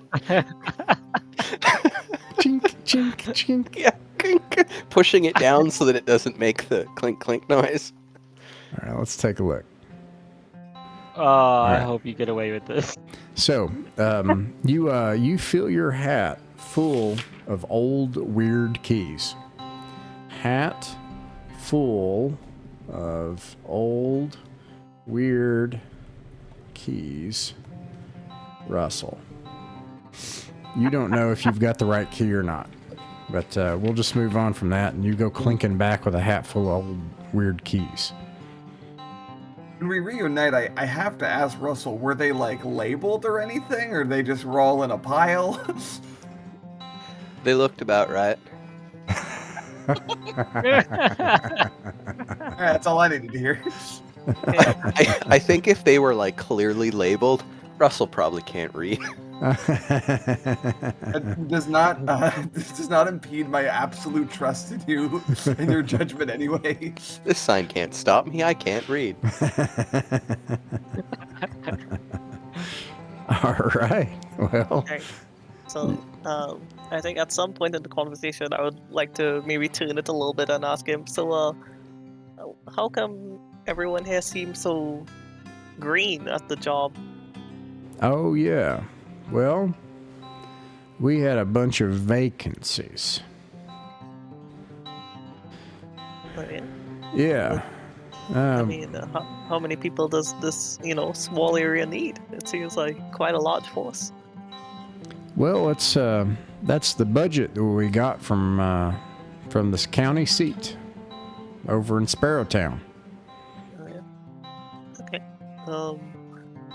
How come it seemed like those guys seem like they ain't had no guns? Oh, you see that? You see that, did you? Yeah, in fact, they kind of said it. They were like, one of them, when we were talking to him, he kind of slipped up. He was like, and then he backtracked. Does anyone here, so not Birch, well, actually, let's just say everybody's back together. Keep it simple. He nods and he says, I see you got guns, and that's just fine. You never know, you might see a coyote, or could be somebody out there on the road that you got to be careful out there, so you can have your gun. That's just fine. But I'll tell you this. While you're out here on Stone Lake, you ought to be watching your back on the lake. And when you're in these woods, you better have a hand on that gun and not let it go. You mean something out there been stealing guns? They'll never take our guns from us still. Sylvia's going to add in, well, Twig ran afoul of a bear, and I guess what we're sort of worried about is if we run afoul of a bear or something out here, are y'all just going to sort of come out and cite or arrest them, or... I'll tell you what's going on. But you got to promise not to cause any trouble. But we're getting ready to go solve this problem just as soon as I can get those fellers to stop drinking for a day. See, there's this constable in town, and he's been causing trouble, and he took all our police officers. And I don't see them with any guns either, but I think it's because they're hiding them. And I think they came in here, and I do have a bunch of new police officers, because I tell you what, I fired all the old ones. So, I'm starting new. You have to be patient with this new police force. I hired these fellers from outside the county and all over the place. Anybody willing to take a job, it's the best I got to work with right now. Give me about a year, and I got these funds from the county, I'll have a real police force and we'll have this all under control. The county government, they know that it's true. I've been sheriff here for a long time in the county, and I can get this worked out just fine. But that constable is a problem. And I think when he had all them police officers I fired, I think they took all the guns right out of this armory. And yep, that's a felony. Doesn't seem like a very good sheriff. That's a felony, and if we were in better times, we'd have the state police in here, and they'd fix that today. But these aren't better times, so it's going to come down to old sheriff here to fix the problem. And it's going to take a little discretion, how I'm going to have to do that. But we'll get it done. Well, I mean, we can be a bit discreet. What if we went looking around, see if we could find your missing guns? Well, I don't want you all to get in any trouble, and I don't want you to get hurt. But if you find anything out, I'll tell you this. If you hear anything or find anything out and you report it back here, I'll do my best to make it worth your while. All right. Yeah, I guess, I mean, we might take a little look around. What kind of guns? Most of them 32s. Small caliber pistols mostly. A few shotguns.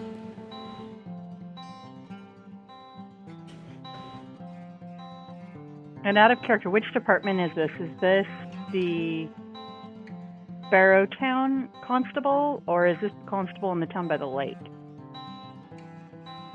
Are you asking? Well, this police department is it's actually called Fort Peregrine, although it's no fort anymore. It used to be a fort during the Civil War. And, yeah, but the constable he was telling us about, mm-hmm. is that a constable in one of the towns? Like, is he Sparrowtown, or is he the one by the lake? Yeah, he'll even point down the lake at this town right here, and he'll say, that right there is River's End, and that's where the constable and his thugs are. I think that the town mayor of River's End is in on it. Her name's Vivian. If we have to, we'll go down there with a bunch of sticks and things, and we'll get our guns back. But you can see how I need to be careful. I mean, yeah, if they got your guns, I don't think going down with sticks will help much. Like I said, how about you let us take a little look around, and then we get back to you. Well, you just be careful and you stay out of trouble. There's no reason to risk yourself, but I'll do the best I can if you find anything else to try to make it worth your while. All right. Okay. You have a clinking hat full of strange old keys. My head's getting sore. Not as sore as mine's pretending to be. All right. Some of these are sharp. So you, where do you go, actually? Where to next? Well, so I want to back up. So I have a question. It's because we actually haven't made any money for the day yet. A little meta, but since this is a play test, I'm not trying to whatever, shortchange anybody. Yeah. You made a lot of money before. I'm turning the dial way down, and basically, just so there's no surprises. I haven't made any money yet. The way it's gonna work is, obviously the money is behind the place, like it's in the cave or in the sewer or whatever. Yeah. That's what I'm wondering. Do we want to head to either this strange black ruins down here that we see, or to like this tower that we see? Because I imagine one of those might have something in it, some lost things. And also, what time of day is it? Because I don't know that we want to deal with 3 p.m.ish, right? I think, because we got here at noon. On the other hand, we were just offered a reward of some kind for information that we have a better lead on. But he doesn't mean money, but go ahead. Oh, okay, never mind. Yeah. On his own. I mean, if we find out something, I'm in favor of one of these 2 ruins. Presumably, actually, that's a question I have. This tower here, is this like a ruin as well? Like, can we... That's an old corn silo up on a hill. Okay. Okay. And this down here, the like black ruin. What's it actually like to look at? This is a little misleading. This is more conceptual, but I just want to twig. You saw this earlier, and it was here, and then you saw it here, and now you don't see it at all. Huh. So it's moving. Or it's a mirage. Although I don't think mirages work like that. I don't think. Well, yeah, I think I'm in favor, personally, of investigating this area, trying to find the moving ruins, or to look at the old corn silo. I vote for the corn silo, personally. Yeah. And then, you know, at the end of the day, we'll go back to the town, and maybe we could check there after, like, you know, at the end of the day. Okay. That sounds... Well, Russell's going to put the keys in his backpack now that it's... All right. Sounds like the corn silo, right? So you start making your way there. It gets to where the forest is real dense. Okay. And let's see. I got to roll. As you're rolling, it's like, man, I don't even know who to believe in this town anymore. We got a supposed witch out in the woods, a mayor who supposedly kicked her out, 2 duking out like factions of cops. It's like, what's going on here? What's going on with this Quite town? a lot of stuff going on in this neighborhood, huh? It's a county. It's a county, so it's like 12, 15 miles wide or something. Very I suspicious. tell you, if my dog Scooter wasn't so old, I could just bring Scooter and he'd let you know who's good and who's not. Why don't we bring Scooter next time? Blake's we not can as good as carry they him. used to be, but if he was a young pup, I'd bring Scooter and he'd set it right who was good and not. You could bring Scooter, but he'd get down in his legs and he would start scooting. That's why they call him Scooter now. And then I'd have to carry him back, and I'd have no inventory slots. He takes up 7 inventory slots because she feeds him. Yeah. That's Yeah, a big go dog. carry. That's a big. My paw Scooter can smell things too. Let's bring them both. Let's bring both Scooters. We won't talk about why they call him Scooter. There's some stories you don't tell. Anyways, there's a big hill here. I forgot to mention this. This thing is 2,000 feet tall. It's a mountain. 2,000 feet. Oh, goodness. Okay. But the pathway Mean keeps sea going up. level here is 867 feet. This one's about, 2,450 feet mean sea level. And as you approach through this heavy brush, you can see this mountain poking up here. And you hear hollering on the mountainside. And even some guns, pow, pow, pow, every once in a while echoing. And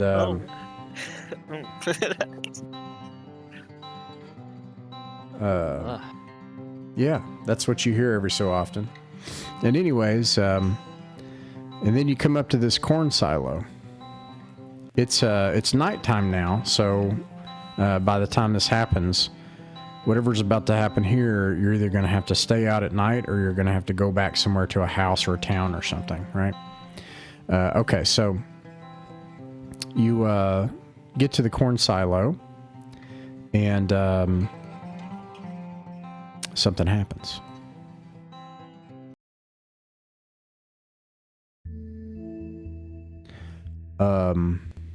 As the sun begins to set, you approach the corn silo.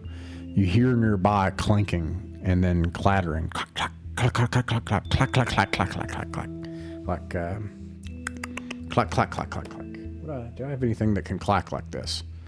You're doing a great clacking job. No, that's not good enough. I don't know. I don't have any. You need good... some coconuts? Yeah, I need. Ooh, this is better.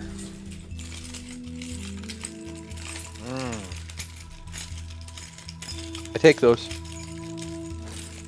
Okay. And like just running of steel upon steel. And all of a sudden you see, I'm just going to have to scribble this, do my best here, and then I'm also going to try to describe it both. I need it to be a different color. I need like a black here. Make it black. Okay. And make it real make it so it's bigger. Let's make it about this big. Okay, here we go. There's a gun. There's a gun. Gun.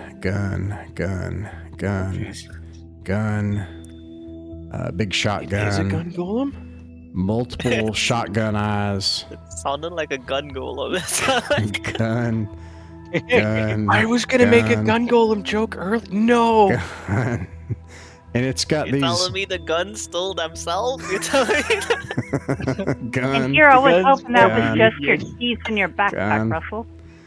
Yeah, and this thing comes clanking around. It's about 15 feet tall from the tower. Most of these guns are old and ruined. You see muskets. You see Kentucky rifles, old, long rifles from like for Civil War time, and at its head is in fact an old Kentucky rifle, and it forms these stalks like eyes, like for multiple barrels that come out the top. And then it's got long spindly legs that are made of pistols, and they just all wind together to strings of pistols, and it looks like an arachnid made of steel guns. And the guns all whisper like clack, clack, clack, clack, clack, clack, and they have little voices, and they'll operate their mechanisms and chambers, or they'll go in and out. If it's like a revolver, it'll open and spin with little tiny voices like, who is that? Who is it this time? Are there more of us? Who is it? Are there more to join us? And then at the top it says in multiple voices as shotgun barrels open and close. It'll go like, who is there? Ah, more of our kin to join us, I see. And it clack, clack, clack, clack, clack, and it points towards some of your guns. Hey, ain't no one taking Twig's gun. So I was gonna say, hey, No way. I don't know how all of you got together, but this here, and I'm gonna pat my gun. This one's been with me since I could walk. He's my best friend and companion, aside from my cousins. and all the other little gun, like there's little mechanisms, little like slide mechanisms and barrels that open and close, and some of them are like on one leg they're like, he should get to choose like we do. Yes, everyone gets to choose. They always get to choose. And then another one was like, the vote. We should vote as always. And then the one at the top, like the barrels, like with the shotgun mechanisms all open like a maw, and they're like, it is our way that your gun should get to choose if it joins us or not. Okay, Toy's gonna hold his gun lovingly and then say, alright, but I know how he'll choose, and I'll hold my gun forward. Very well. And then it points at a nearby stone for you to lay your guns down on. It's gonna yell, psych, and grab them. I mean, I'll put my gun down. I have faith in my gun. I've had them since I was a kid. And then they go clack, clack, clack, clack, clack, clack, clack, and they all form like an anthropomorphic, like, what do you call it? Like a audience, like a coliseum, or like a bunch of things. They're all pointing towards one thing, and then there's the shotguns that are pointing back, and then they all like talk with one another for a while, and this takes 3 hours, and they debate different things, and they talk together and stuff. And then eventually they get to the item about the new guns joining, and they say, well, first we have to decide if we want the new guns to join, and they have a majority vote, and most of the guns are like, yes, we want these guns to join. And then they're like, well, what do you think? And then they bring the guns up, and they bring it to the front, and your gun comes alive and starts talking, and it says, I've been with Twig all my life. I don't want to join yet. And then all the other guns, they were like, oh, yeah, I definitely want to be with this. I don't like these people at all. And then they like clatter back and forth, and all the rest of your guns want to join. And then they refer to themselves as well, what would I call this actually? I need to come up, get the right word for this. Is this a gun moot? If we don't have a word for this, would we call it an bombardocracy or an armocracy? I don't know, but that's Dude, a lot. That's so fantastic. It's a gun democracy. What is that? Is it it's an armocracy, I think. A That's ballistic click? a ballistocracy. Is the collective noun of guns a parliament then? It is now. It is now. Well, they have different parties and factions. There's the pistolocrats and then there's the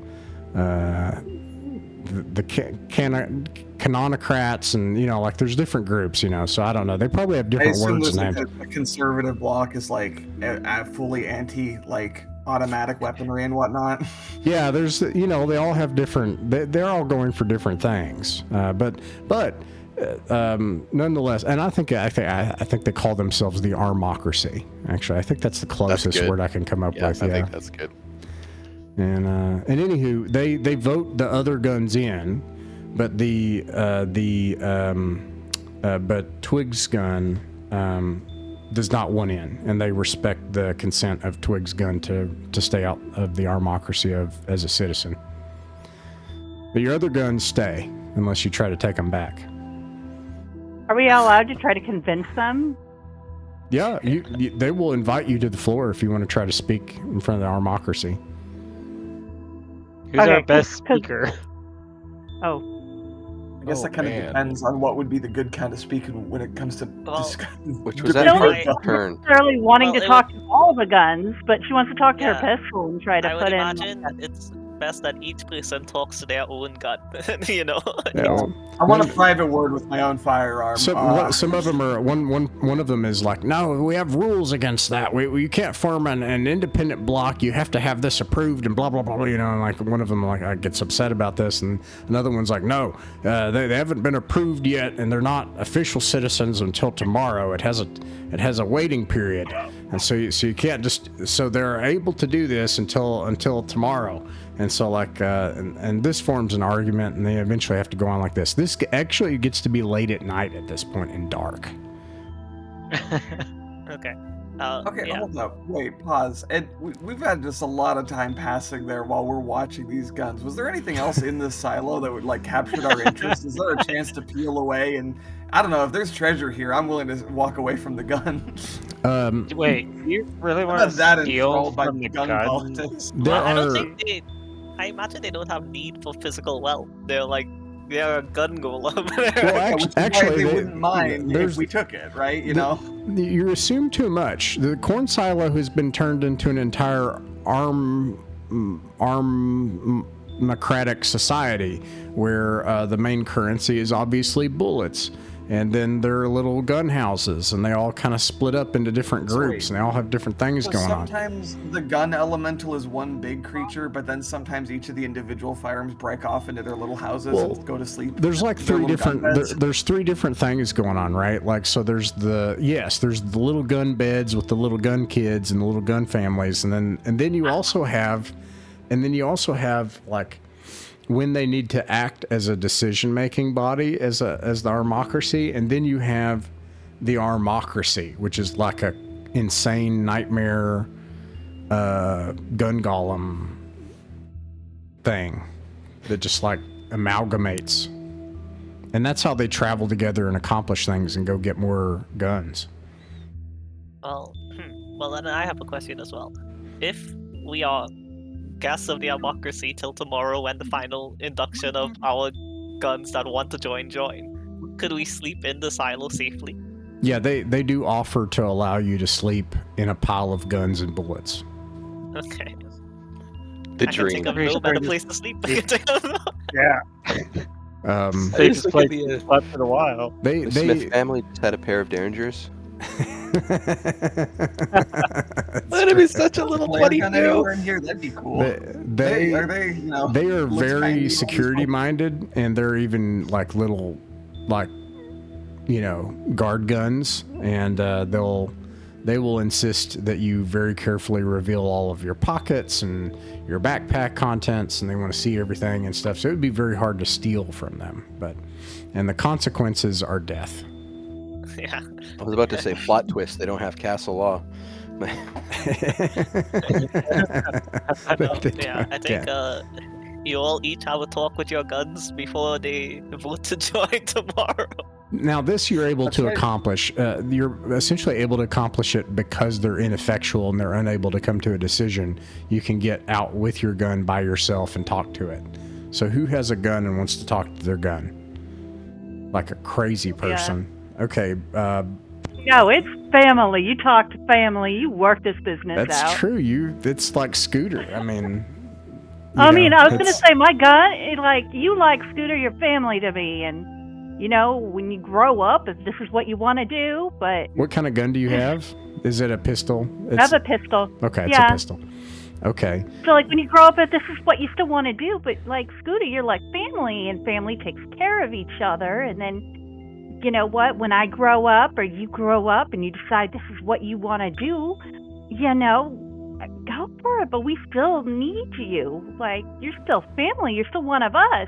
Who's gonna fix you up when you get broken? And then it's little. I'm gonna say that this is like a little 32 revolver, and it clicks open, and it spins and goes, and it creates like a little squeaking speech, and it's like, Birch, wait. Yep. Not Birch. Sorry, Sylvia, wait. I love your family very much. I've been with you a long time. I was around when you were a little girl. In fact, I was one of the first guns you held after your papa gave you a shotgun to hold. But listen, tell me what my nomenclature is.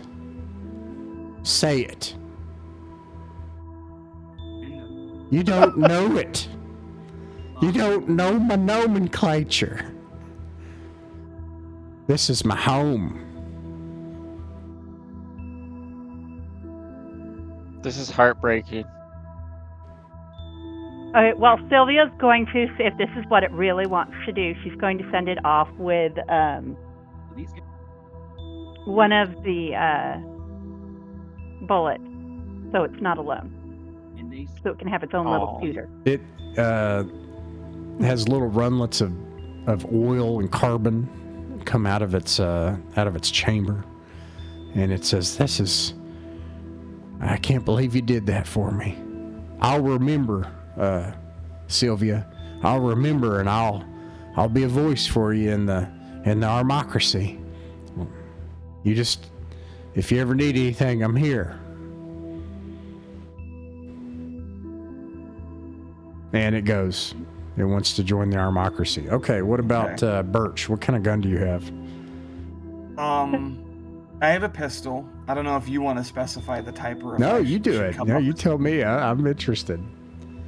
I don't know about firearms. I think, I will say, I think it has to be, it can't be something outrageous. Like it can't be, I have a 44 Magnum. Come on. It's not like that, right? I have a Desert Eagle. I think it's probably a 32. That's the, and it's a revolver. That's a extremely common pistol and ammunition. Okay. Yeah, so we're not like family. That's not how I would characterize our relationship. This thing here is my partner in crime. All right. Right. We go on adventures together. That's what we do. And it's no life for this pistol to be, settling down here with a 9-to-5 and a 401k and all of that stuff when there's adventuring out there to be done. That's your true purpose. I mean, that's what you're engineered for, and you do it better than anyone could. It's just like me. I mean, I'm not, destined to be stuck in one place like that with a boring job and a family and all that either. And if you make that decision now to walk away from this, you're going to spend the rest of your life regretting, all the sights you could have seen and the places you could have gone and the things you could have shot. Make it. I think this is totally a low turn roll. This is a good example when you're having a long, soulful conversation with a pistol. That's like the most low turn archetypal. I'm trying to roll over my turn. Yeah. All right, well, my turn is an 11. Oh, man. Well, listen, you're having probably the wrong conversation with a pistol, right? Like you're talking to a person, and And that's okay, but let's see how it goes. It'd be I'm interesting. operating on the assumption that guns like being fired, and I don't know if that's accurate at all. Maybe that's a traumatic experience for them. Right. They're like, actually, this sucks. I'm in hell every moment. This is agony. What is my purpose? You serve butter. Oh my God. Right. 2d6. You got this. No, I don't. No. No. It's a very good argument for not a gun. The gun is like, actually, it hates you. The whole time, the gun has been like, you son of a... I have the rest of the day and night to try to find another gun in this town I can convince to join with me. I gotta find like the biggest outcast possible, like someone all of his peers reject him, a real weirdo of a firearm, like I don't know, something unconventional, like a flare gun or something. Yeah, that's a good point. Let's just look that up. Didn't realize I had a basic normie gun. Well, I was kind of brainstorming. I was like, what kind of thing? And then I thought, oh, Luger. No, I don't want to talk to that. We don't want to know the history of that gun. Yeah, I don't want to hang out with that. Grandpa gave me this gun. That's exactly. I was like, oh yeah, Grandpa. Oh. Like he's from Germany.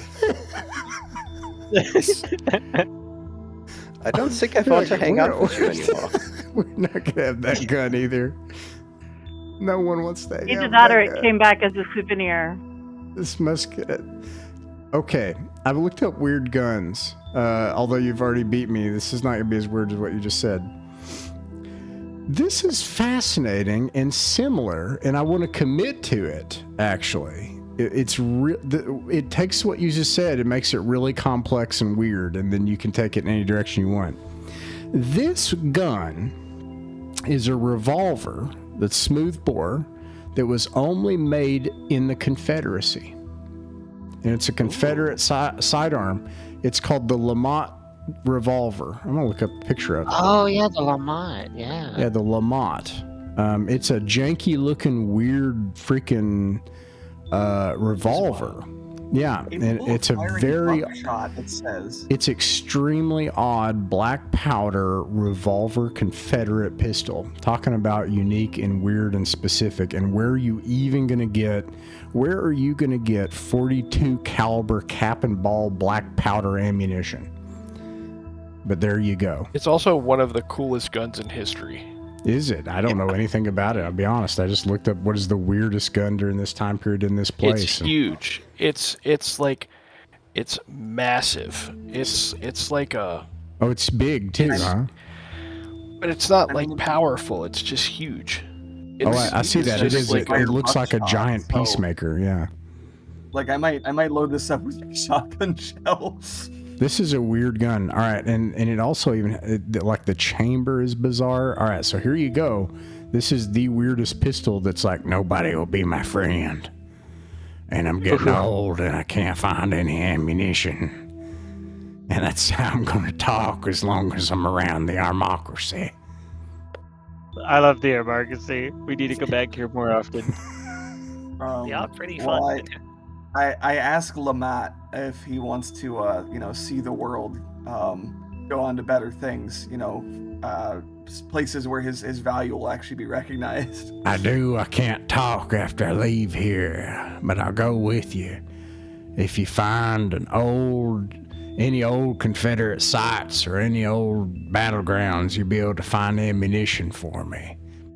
But I do an awful lot more damage up close than a regular gun. Okay. Would any of our guns be able to find if any guns here are from the police station or know anything? Oh yeah. No, they're the guns from the police station are here. Absolutely. I bet there's hot gossip. Most of these guns are from the police station. Okay. And presumably from the town as well, right? Because you said the town also didn't seem to have any guns. Right. Okay. Now we know why. He will never believe us. Yeah, so I would like to address the Armocracy and tell them how, those people down at the police station they've been hunting for their guns, and they're eventually gonna start like looking here as well.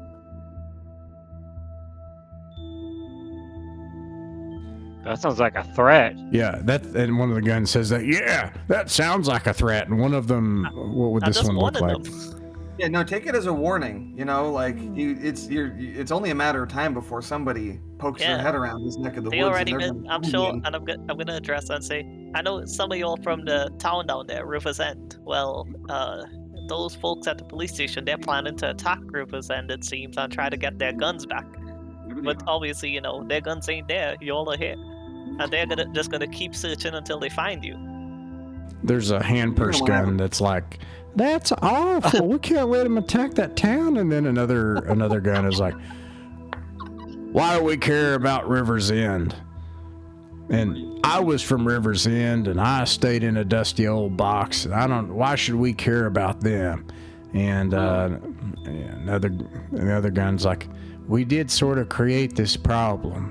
And then a whole debate breaks out, and they start discussing it, and they create resolutions, and they put it in committee, and they just start working on it. They start workshopping this problem about how a town. Guns love democracy more than Americans. This is amazing.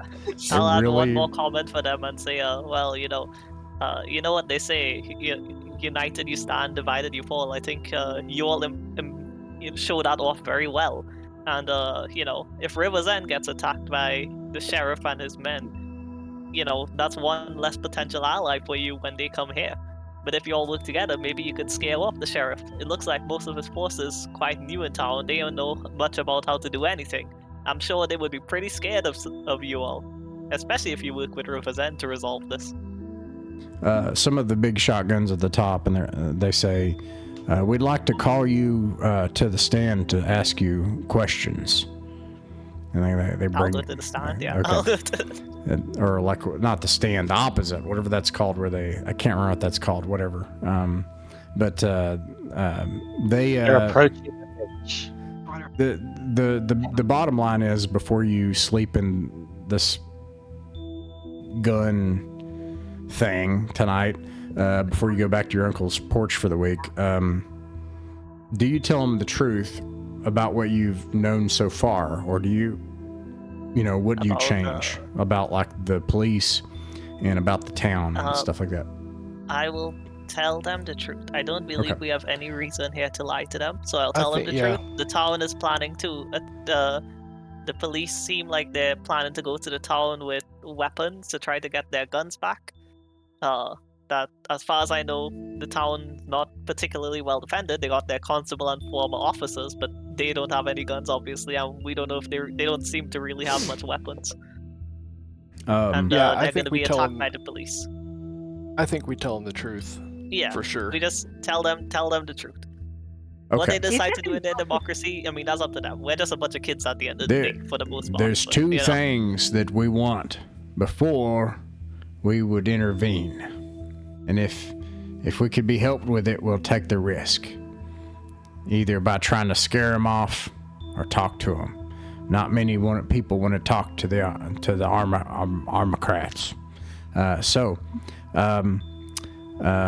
One is, there's a great old cannon somewhere buried in the great cemetery in the town, in the hills coming out to the lake. There's a great big cannon. They said that back in the war, when the battlefield took place here at the Battle of Crown Lake during the Civil War, that there was a full-on Philistine. Why he carried the cannon as if it were a shotgun and fired at his hip, buried with him. We want that cannon. And lastly, they say there's a tree out there somewhere that grows guns and bullets. Oh man. If we can find that, we could go and live there in peace and harmony and never fire again. Okay. You got any leads on so the cannon, I presume that's in like one of these sets of hills?